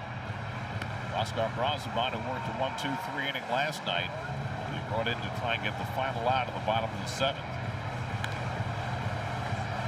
Mets came from 3 runs down last night, their biggest comeback to win this year. They came from 2 runs down tonight, and now Brosman will try and keep it even. And he got a ground ball out of Soler last night. Now the Alvarez visit to Tobias Myers. That long visit makes a little more sense. Make sure that Brosman was ready to face the guy that Carlos wanted him to face.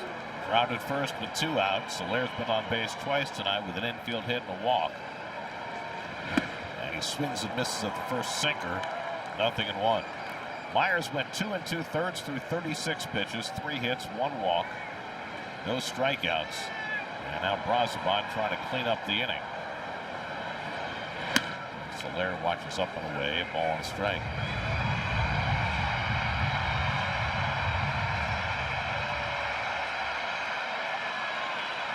Trout not getting a very big lead at first base.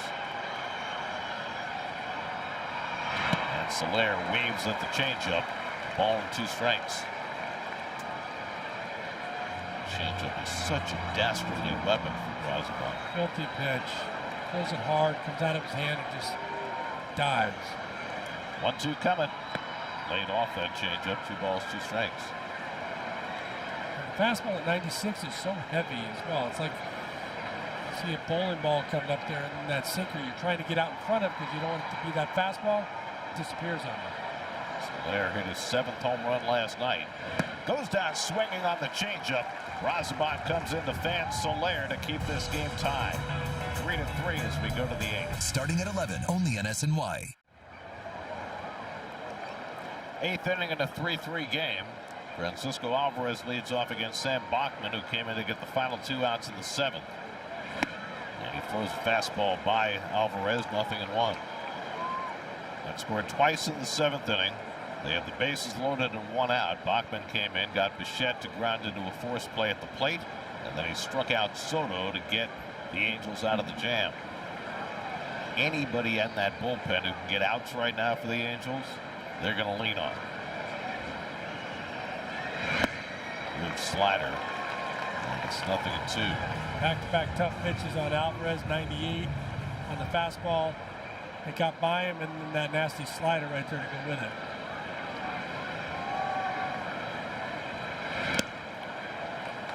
The Angels, in their bullpen, had Jordan Romano as their closer when the year began. He was so bad they released him this week. Their bullpen ERA in the last 7 games is over 9. And he gets him with a high slider. So Alvarez down on strikes. Bachman has his 2nd strikeout. It's a slider. I don't think it's actually where Bachman wanted it to be. Kind of a cement mixer up in the strike zone. Alvarez swings through it. Now Mark Vientos, who got the Mets started in the 7th with a double down the left field line, came around to score a run. And he takes a slider for a strike. Vientos 1 for 3 tonight.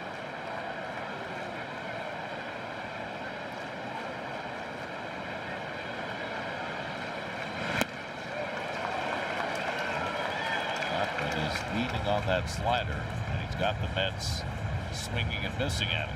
It does. That's when he wanted to throw to Alvarez, and it didn't matter. The backup slider was just as effective.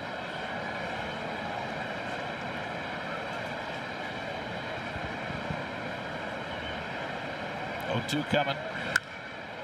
Hung that slider, and Vientos fouled it off.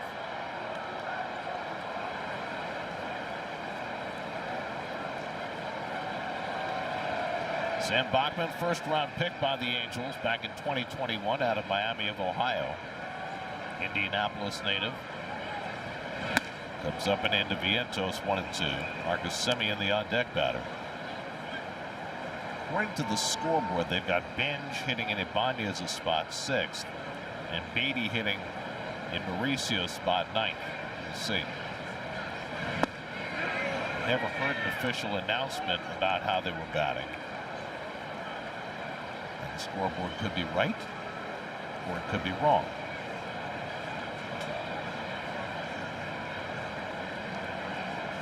2-2 coming, and he struck him out with a slider. That's 3 consecutive strikeouts for Sam Bachman.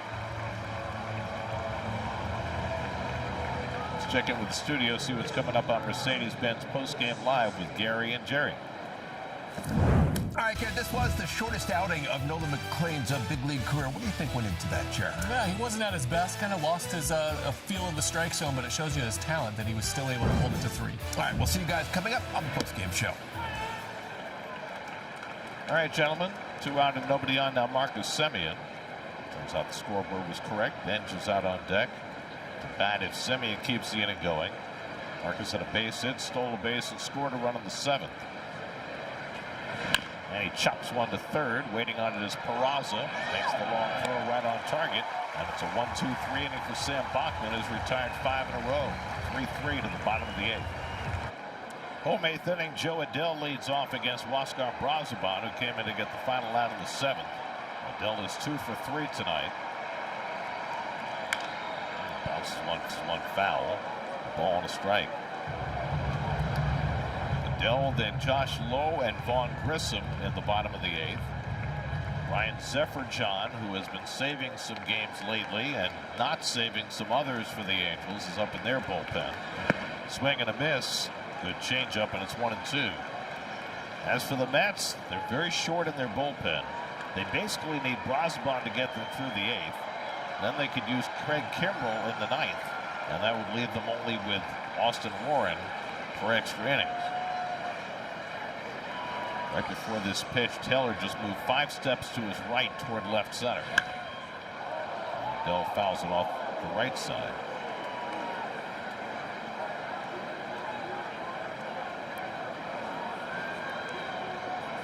Dell drove in a run with a first inning single. And he gets jammed by that sinker and fouls it off. Coming up after the game and after the post game in the wee hours, it's Honda Sports Night. More on this. Nick's getting ready for the Sixers. Everything else in sports on Honda Sports Night. Did he go? He did not. Held the swing on the changeup, and it's 2-2. Brazoban last night worked a 1-2-3 6th inning on just 11 pitches. Trying to get 4 outside of him tonight. And Adell pops it up right in front of the plate. Beatty coming down from third to call, and he's got it. 1 out. Good job by Beatty taking control of that. Brazoban staying away where he should have been. That's a tough one for the catcher to go out in front of the plate, turn around, be able to make that play. One of the corner infielders can get to it. That does Francisco Alvarez a big favor. Yeah, Francisco was really struggling trying to figure out how he was going to catch that ball. Beatty came in to bail him out. 1 out. Here's Josh Lowe, who's 0 for 3 tonight. He takes fastball away for ball 1. Lowe looking for his first hit in this series. He's got 0 for 5. Season off to a very rough start. And he fouls one away, and it's 1-1.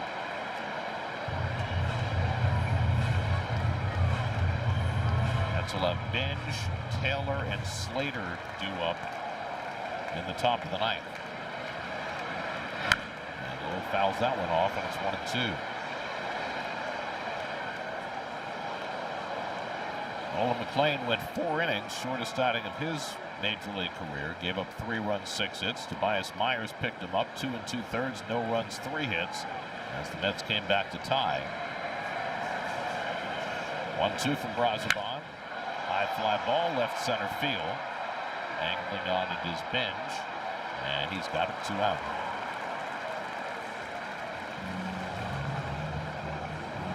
Brazoban doing a good job staying hard away right there against Lowe.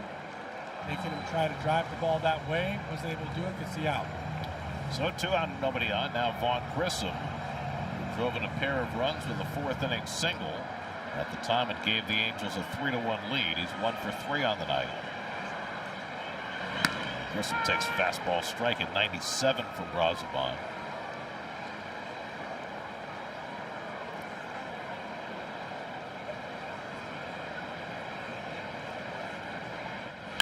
Grissom pulls that one to third. Beatty handles it. And the throw is true. Side retired. Great job by Brazoban. 4 faced, 4 retired. Union. We go to the 9th inning with the Mets and Angels tied 3-3. The Mets tied the game in the 7th, had a chance to take the lead. Bases loaded, 1 out. Some nice defensive plays right here by the Angels. Forcing that. Nice job by Tyrone Taylor to give Juan Soto an opportunity, but Bachman, as we've said on overdrive, we've said it a couple of times in here, might as well say it on the air here. Carson Bench leads off in the 9th against Ryan Zefferjohn, and he takes a sweeper for a strike.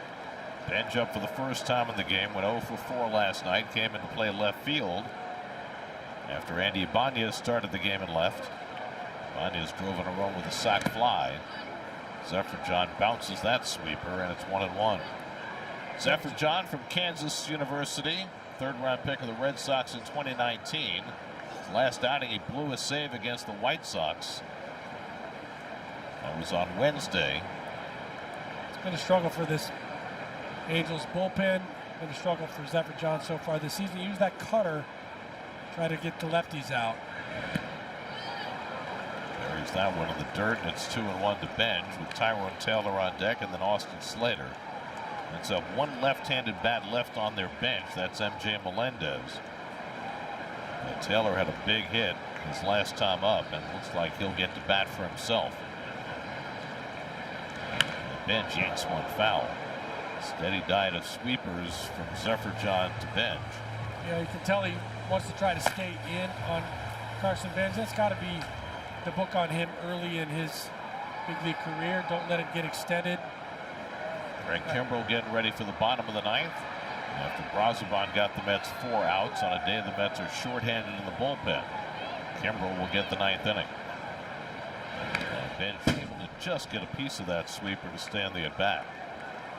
Great job out of the bullpen by Sam Bachman. He faced 5, retired 5, struck out 3. After Reed Detmers went 6 1/3, gave up 3 runs, 9 hits, struck out 8. Mets have not drawn a walk in this game. A lot of those games recently. Breaking ball got him looking. One more sweeper, and this time Zefferjohn got it in for a call 3rd strike. Did, and he pounded him in the entire at bat. Then with 2-2, he goes a little bit back door. Carson not expecting that one, throws him. All of these Mets are seeing Zefferjohn for the first time. It's his 3rd big league season, but the Mets have never faced him. There's Tyrone Taylor. He takes a sweeper for a strike. They won't have the base hit that tied this game in the 7th inning. A single to left center. 1 for 3 on the night. And that sweeper's popped up into shallow center field. Taylor had a pitch to hit. Trout puts it away for the 2nd out. Yeah, Tyrone would like to have that one back. He sat back nicely on that sweeper, got one he could hit, and just popped it up. Now MJ Melendez will bat for Austin Slater. Slater had a good game tonight. 2 for 3, a single and a double, and an outfield assist. But Melendez, who's had a hot bat, comes up to hit.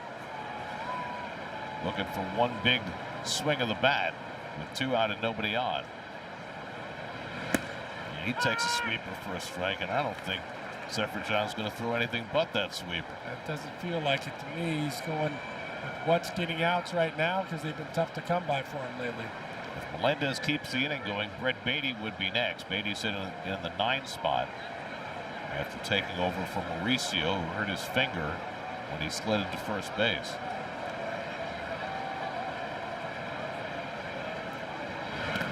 And Melendez tried to lay off, and he did.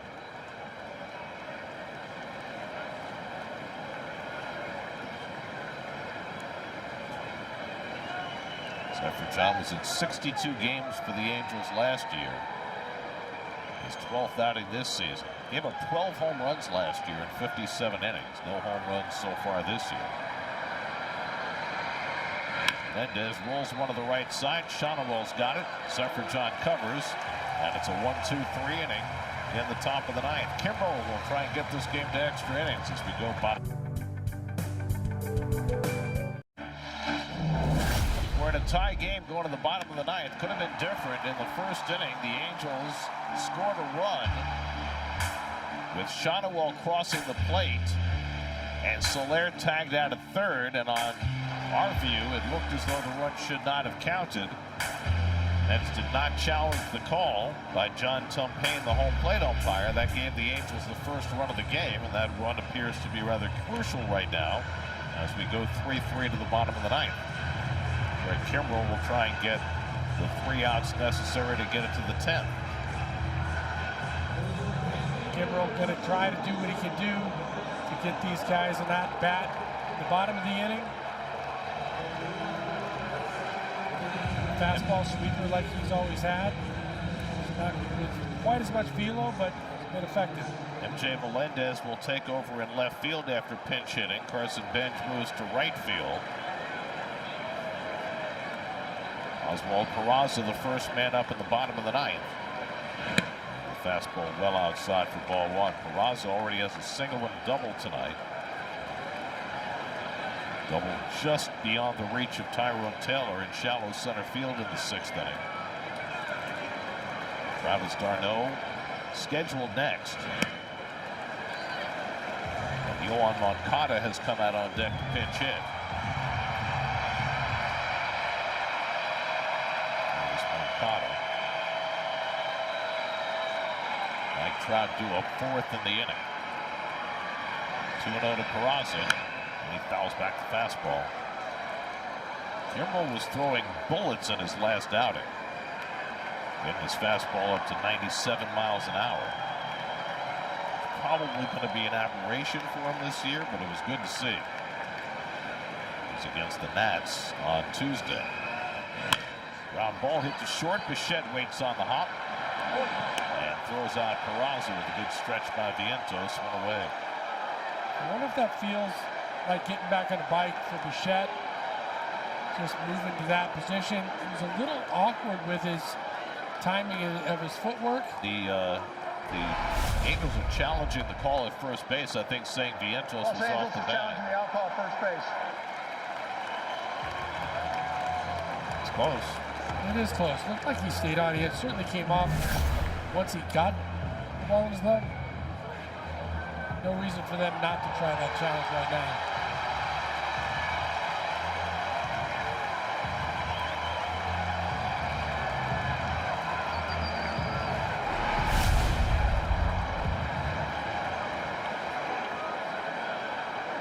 I think he's good. After review, the call on the field is confirmed. The runner is out. Los Angeles loses their challenge.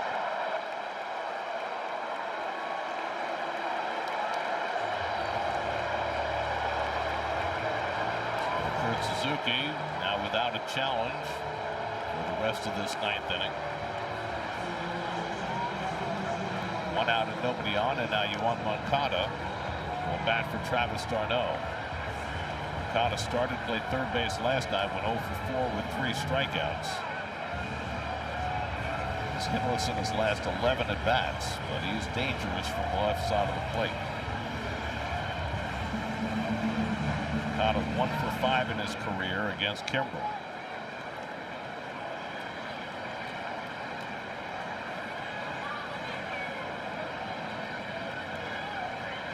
Kimbrel starts him off with a fastball just inside for ball 1. This is where Kimbrel's velocity has generally been this year, around 93, sometimes pushing 94. Got that one inside, and he fouled it off, a ball and a strike.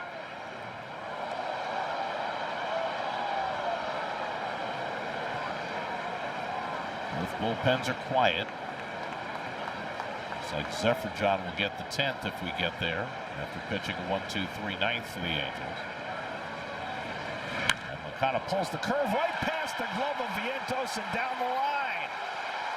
Chased to the corner by Benj, and Moncada pulls it at second base. A line drive that appeared to be right at Vientos' glove, and he just whiffed on it. That's exactly right. I think he just whiffed. The ball had some hook on it, but it's a ball that he's going to tell you he should have caught. It's coming right to him. He realizes it. It just didn't get his glove to it. Wow. What a big play. That late hop that he has, he's coming down on it, gets off the side of his glove just slightly, but that's a ball he's got to make. That's a catch he's got to make, and he knows it. He scored a double, and now we'll get a pinch runner. Bryce Teodosio carrying the winning run at second base. And Zach Neto takes a strike. We've got to go after Neto because we've got Mike Trout on deck.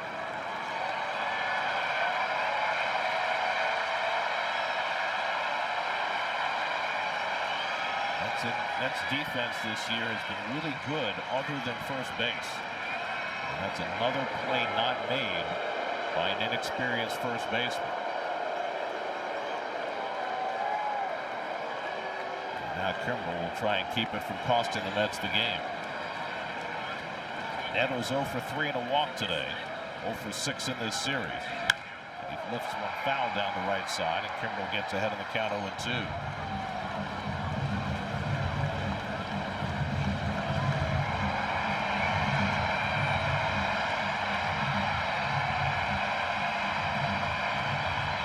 Neto behind those fastballs right there. Gotta be careful with the slider right here. If you get Neto out, then you can walk Trout and pitch to Shonowell. First, you got to get Neto. Kimbrel ahead 0-2. And he just got a piece of the curveball to stay in the at-bat.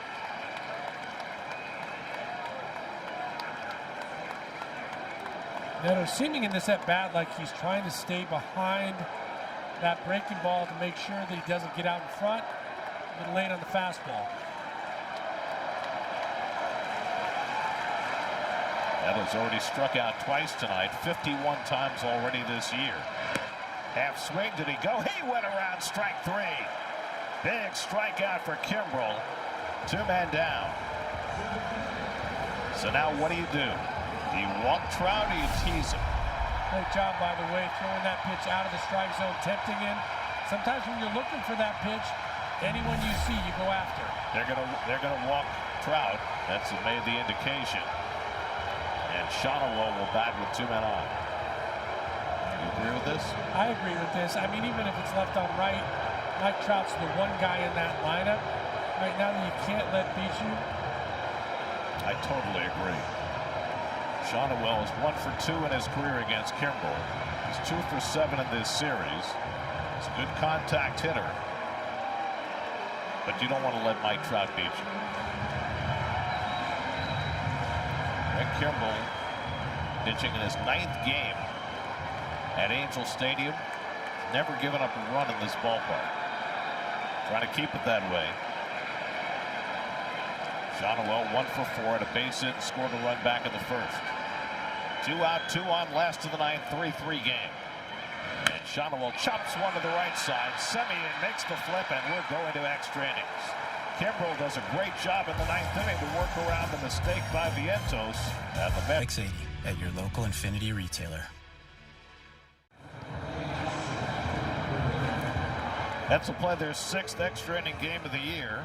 MJ Melendez will be the free runner at second base as we start the 10th. Shonowell bouncing into the fielder's choice to end the inning. Sending us to extras. Mets are 2 and 3 in extra innings. The Angels are 1 and 3. Brett Beatty will be the first man up, facing Ryan Zefferjohn, who worked a 1-2-3 ninth, with Melendez the free runner at second. And Beatty takes first pitch strike, 0-1. Big at bat for Brett Beatty right here. We've seen Zefferjohn going cutter, cutter, cutter, or the sweeper in. It's a good ball for him to pull. First at bat of the game for Beatty. Walked twice and went 0 for 2 last night. And he lays off that sweeper. Ball on a strike. Behind Beatty are Bo Bichette and Juan Soto. So the Mets have it lined up exactly the way they would want in this 10th inning. Austin Warren, I believe, is up in the Mets bullpen getting ready to pitch the bottom. And a check swing foul. And I think they called catcher's interference against Sebastian Rivero, who just came in to catch. Beatty's walking to first base, and they do call catcher's interference. How about that? Yeah, well, there was a weird check swing by Brett, and he knew right away.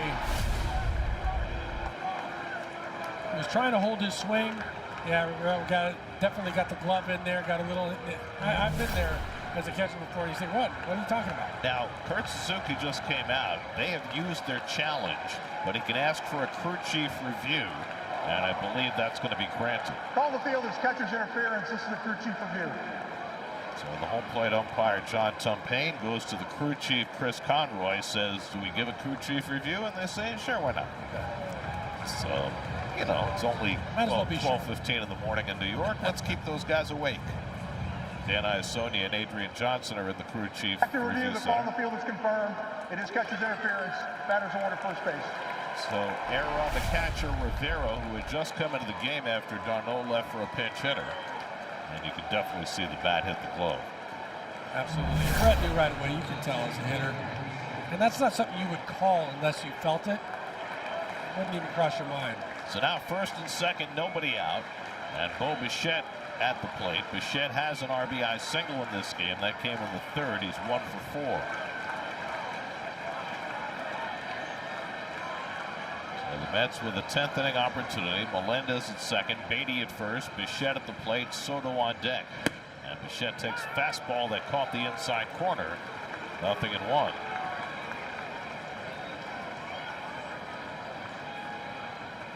Each team has one ABS challenge remaining. And he came upstairs with the fastball, and now it's 0-2.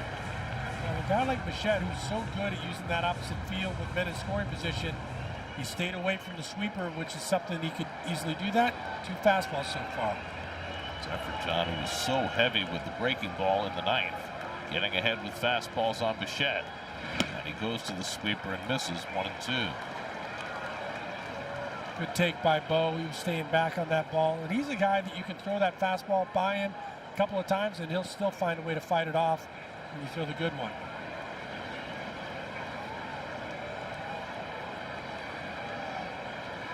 One-two coming. Sweeper grounded to third, a chance for 2. To second for 1. Grissom to first, double play. The second double play turned by the Angels tonight, and it's huge. 5-4-3, 2 out. Soto coming up, and now we'll see what the Angels do with Soto. Well, as sure as I was about walking Mike Trout, I'm more sure about walking Juan Soto. And they just put up the 4 fingers, and Soto will go to first, and that'll give the opportunity to Francisco Alvarez. So Trout and Soto both getting the star treatment in the late innings. That is the first walk drawn by the Mets tonight. Alvarez is 1 for 4, had a base hit back in the 4th. By the way, for Bichette, that's his 6th ground ball double play this year. Alvarez leads the National League with 8. And the first pitch sweeper off the plate. He did not swing. Ball 1.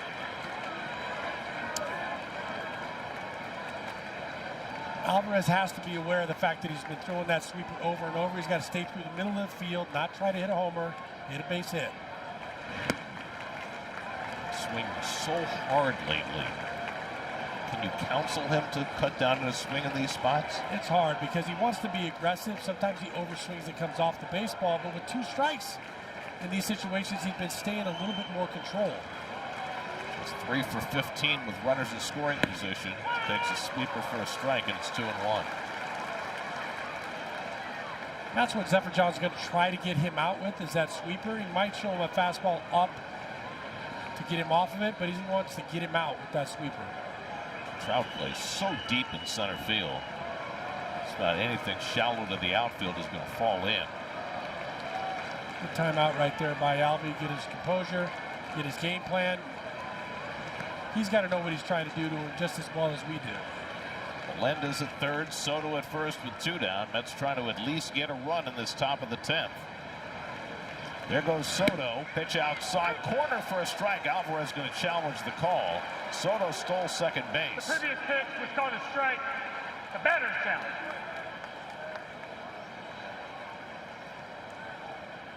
And he wins the challenge. A huge challenge. It turns 2-2 into 3-1.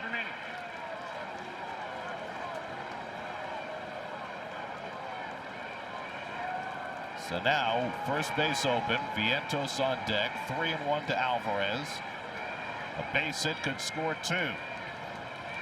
And Alvarez pokes one in the air to shallow center. The second baseman Grissom goes out to call and puts it away, and the Mets do not score in the top of the 10th. Now the Angels will get a chance to win it with the free runner. Retailer. Bonus baseball in Anaheim. They're going to the bottom of the 10th inning.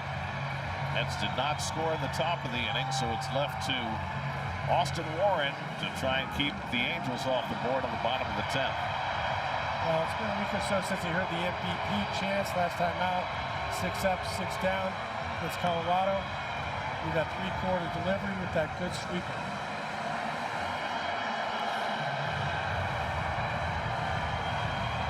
Looks like Kurt Suzuki will use the last man on his bench, Adam Frazier, as the free runner, pinch running for Shotwell. So Frazier is the free runner. Soler, Adele, and Lowe, the 3 scheduled hitters against Warren. After Craig Kimbrell worked around trouble in the 9th, Warren has to try and strand the free runner in the 10th. Ray Soler 1 for 3 and a walk tonight. And Warren throws his first sweeper out of the strike zone for ball 1. Well, since last outing was Sunday against the Rockies, he went 6 up and 6 down. He's been really, really good whenever the Mets have called upon him. Soler held the swing on a sweeper out of the strike zone. It's 2-0. You would not be heartbroken with a walk to Soler. He would set up the double play ball with Joe Adele on deck. No, I wouldn't mind that at all. He's going to be very careful with him, see if he can get him to chase. If not, put him at first. He gets that one over for a strike, and it's 2-1.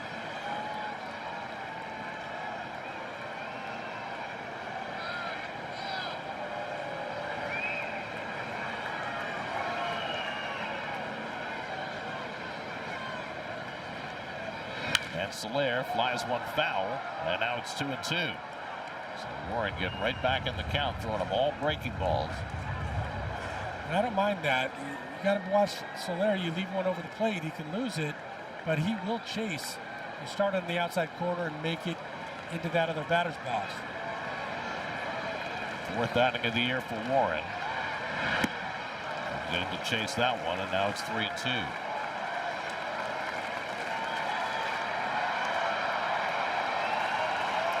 Was in 5 games for the Mets last year. His 4th outing this year. His ERA as a Met is 1.38. 3-2 to Soler, leading off in the bottom of the 10th. Comes inside with the fastball and missed for ball 4. And so the Angels have 2 men on. After all the breaking balls, he tried to sneak one fastball to the inside corner and couldn't quite get it there. If it got the corner, it would have froze him for sure. He was not looking for that pitch. Smart pitch. Don't want to make a mistake with it, but well done. So now the Mets will be looking to turn 2 as the Angels did in the top of the inning. Joe Adele is 2 for 4 in this game. Popped up in his other 2 at-bats. And Adele takes a fastball inside for ball 1.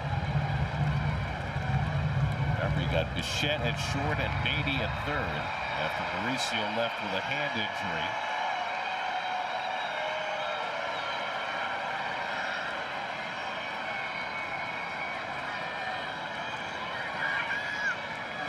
And Adele again takes a fastball inside. Now it's 2-0. All of these Angels hitters are seeing Warren for the first time. Now Austin's in a dangerous spot. As much as he wouldn't mind walking Soler, he would very much mind walking Adele.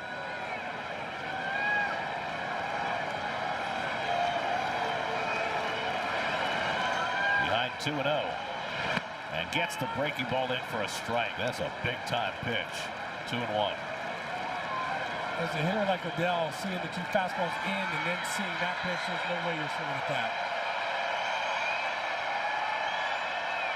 Warren looking for the ground ball. 2-1 to Adele. Breaking ball line, right field, base hit. Frazier to third. He'll be held up there against the arm of Benj. And the Angels have the bases loaded with nobody out. Now Adele picks up his third hit of the night. And Austin Warren has gotten out of one of these jams already this year. Has another huge task on his plate. Bases loaded, nobody out. Winning one at third. Josh Lowe coming up. Not a bad pitch right there by Austin Warren. Joe Adele just up to the task, staying on the sweeper. Bench charging hard. Great job getting it in. It's got to freeze for a second to make sure that is over Simeon's head. By that point, no chance to score. Justin Willard, the Mets pitching coach, is out at the mound, talking it over with the infield. Mets will have to play their infield in and their outfield in. You play the outfield as deep as you can throw. Anything over your head ends the game anyway. Of course, with Benj, that means a little bit deeper than most. But Taylor's too deep in center field. He needs to move in a few steps. So is Melendez in left. Josh Lowe is 0 for 4 tonight. And what do we have? I think they're asking Warren to declare whether he's using the windup or the stretch. You have to declare. Said he was going to the stretch.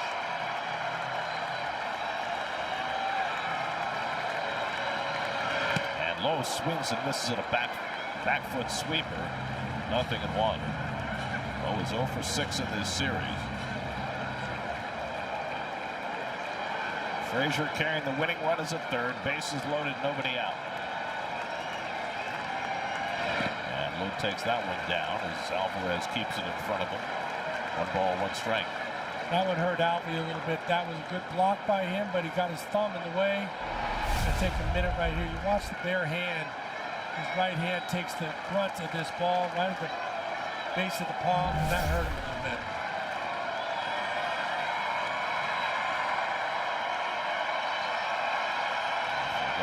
So many hand issues last year. Torn ligament in his right thumb, broken left pinky. Played through a lot of pain coming down the stretch of the season. Can handle that. Got to be ready to block another one right now, too. Ball and a strike to Lowe. Vaughn Grissom would be next. And that's ripped to right field. Benj comes in, makes the catch. Frazier comes halfway down, does not try to score. 1 hard out. Lowe hit a bullet. Benj playing shallow, as you have to do in these situations, was there to grab it for the first out of the inning. It's a great job by Carson Benj being ready to attack on that, coming up throwing hard. Even though the throw was inside the line, the way he was aggressive held the runner at third base. Vaughn Grissom is 1 for 4. Mets will keep the infield in. Bases loaded, 1 out. And Grissom takes a sweeper for a strike, 0-1. And if you're a Met fan, or me personally, this is not the guy you want to see up. He's done so much damage against the Mets in another uniform. Work hard to get him out. And go-ahead hit in the 4th inning, looking to get the game-winning hit in the 10th. And Grissom pops one up behind first base. Benj coming in. He makes the catch, and Frazier, who didn't even bother tagging, goes back to third, and now there are 2 out. And does Austin Warren have another miracle in him? Well, they almost got a little lackadaisical right there. Benj flipping to Vientos. Vientos not paying attention. The runner was trying to creep down the line a little bit, like he was going to try to take advantage of that. Fortunately, now the ball is back in Austin Warren's hands. Well, Warren has already worked out of a bases-loaded, nobody-out jam this year, and he's 2/3 of the way to doing it again. Oswald Peraza coming up. Peraza has a single and a double. Infield and the outfield backup, and Peraza fouls off a hanging slider on the first pitch.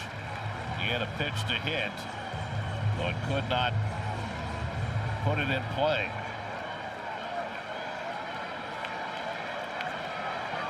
Frazier, the winning run at third, but now there are 2 out. That catches the corner, and now it's 0-2 to Peraza. I like that pitch. The first pitch that Peraza saw was that hanging slider. He was all over it. Good job by Warren to show him that fastball. Now we can go either way. MVP. MVP. 0-2 to Peraza. And he fouled back that slider. Better pitch that time. Got to try to get him to chase one out of the strike zone.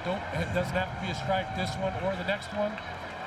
Do what you can to get him to chase in this situation. He's had some good at-bats. 30-year-old Austin Warren trying for another bout of extrication. 0-2 coming. Foul back. Peraza hanging tough. Yeah, it's just short and quick to the baseball. Not trying to do too much. Up for the battle. Peraza had 164 last year, having a much better offensive season. Already 2 hits tonight. Again, the 0-2. Little looper, shallow left center. That's going to fall for a game-winning hit for Oswald Peraza.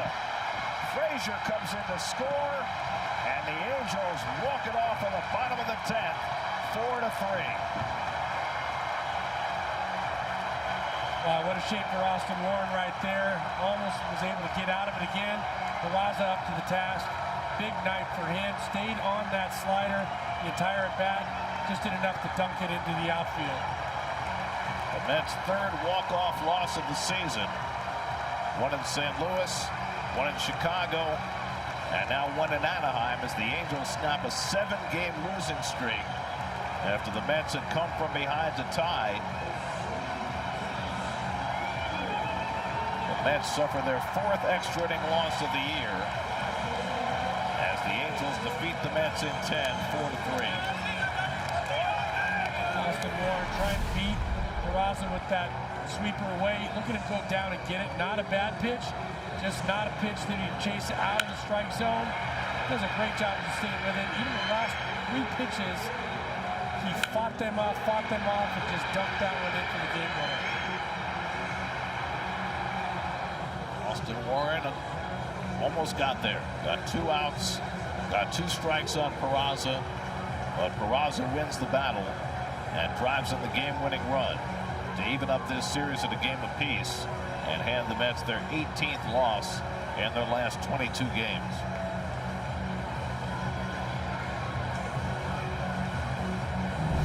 Here's a game summary.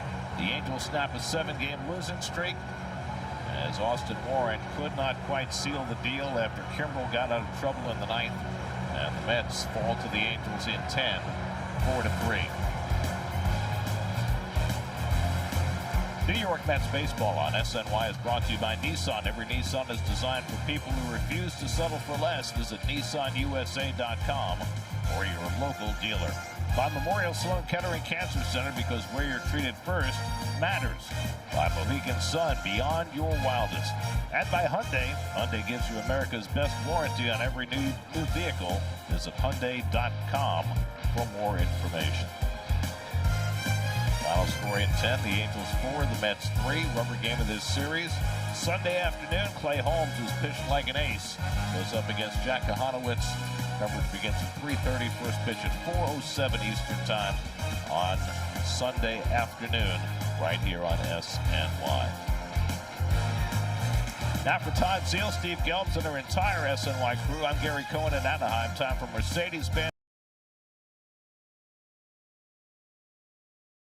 In Anaheim, time for Mercedes-Benz post-game live.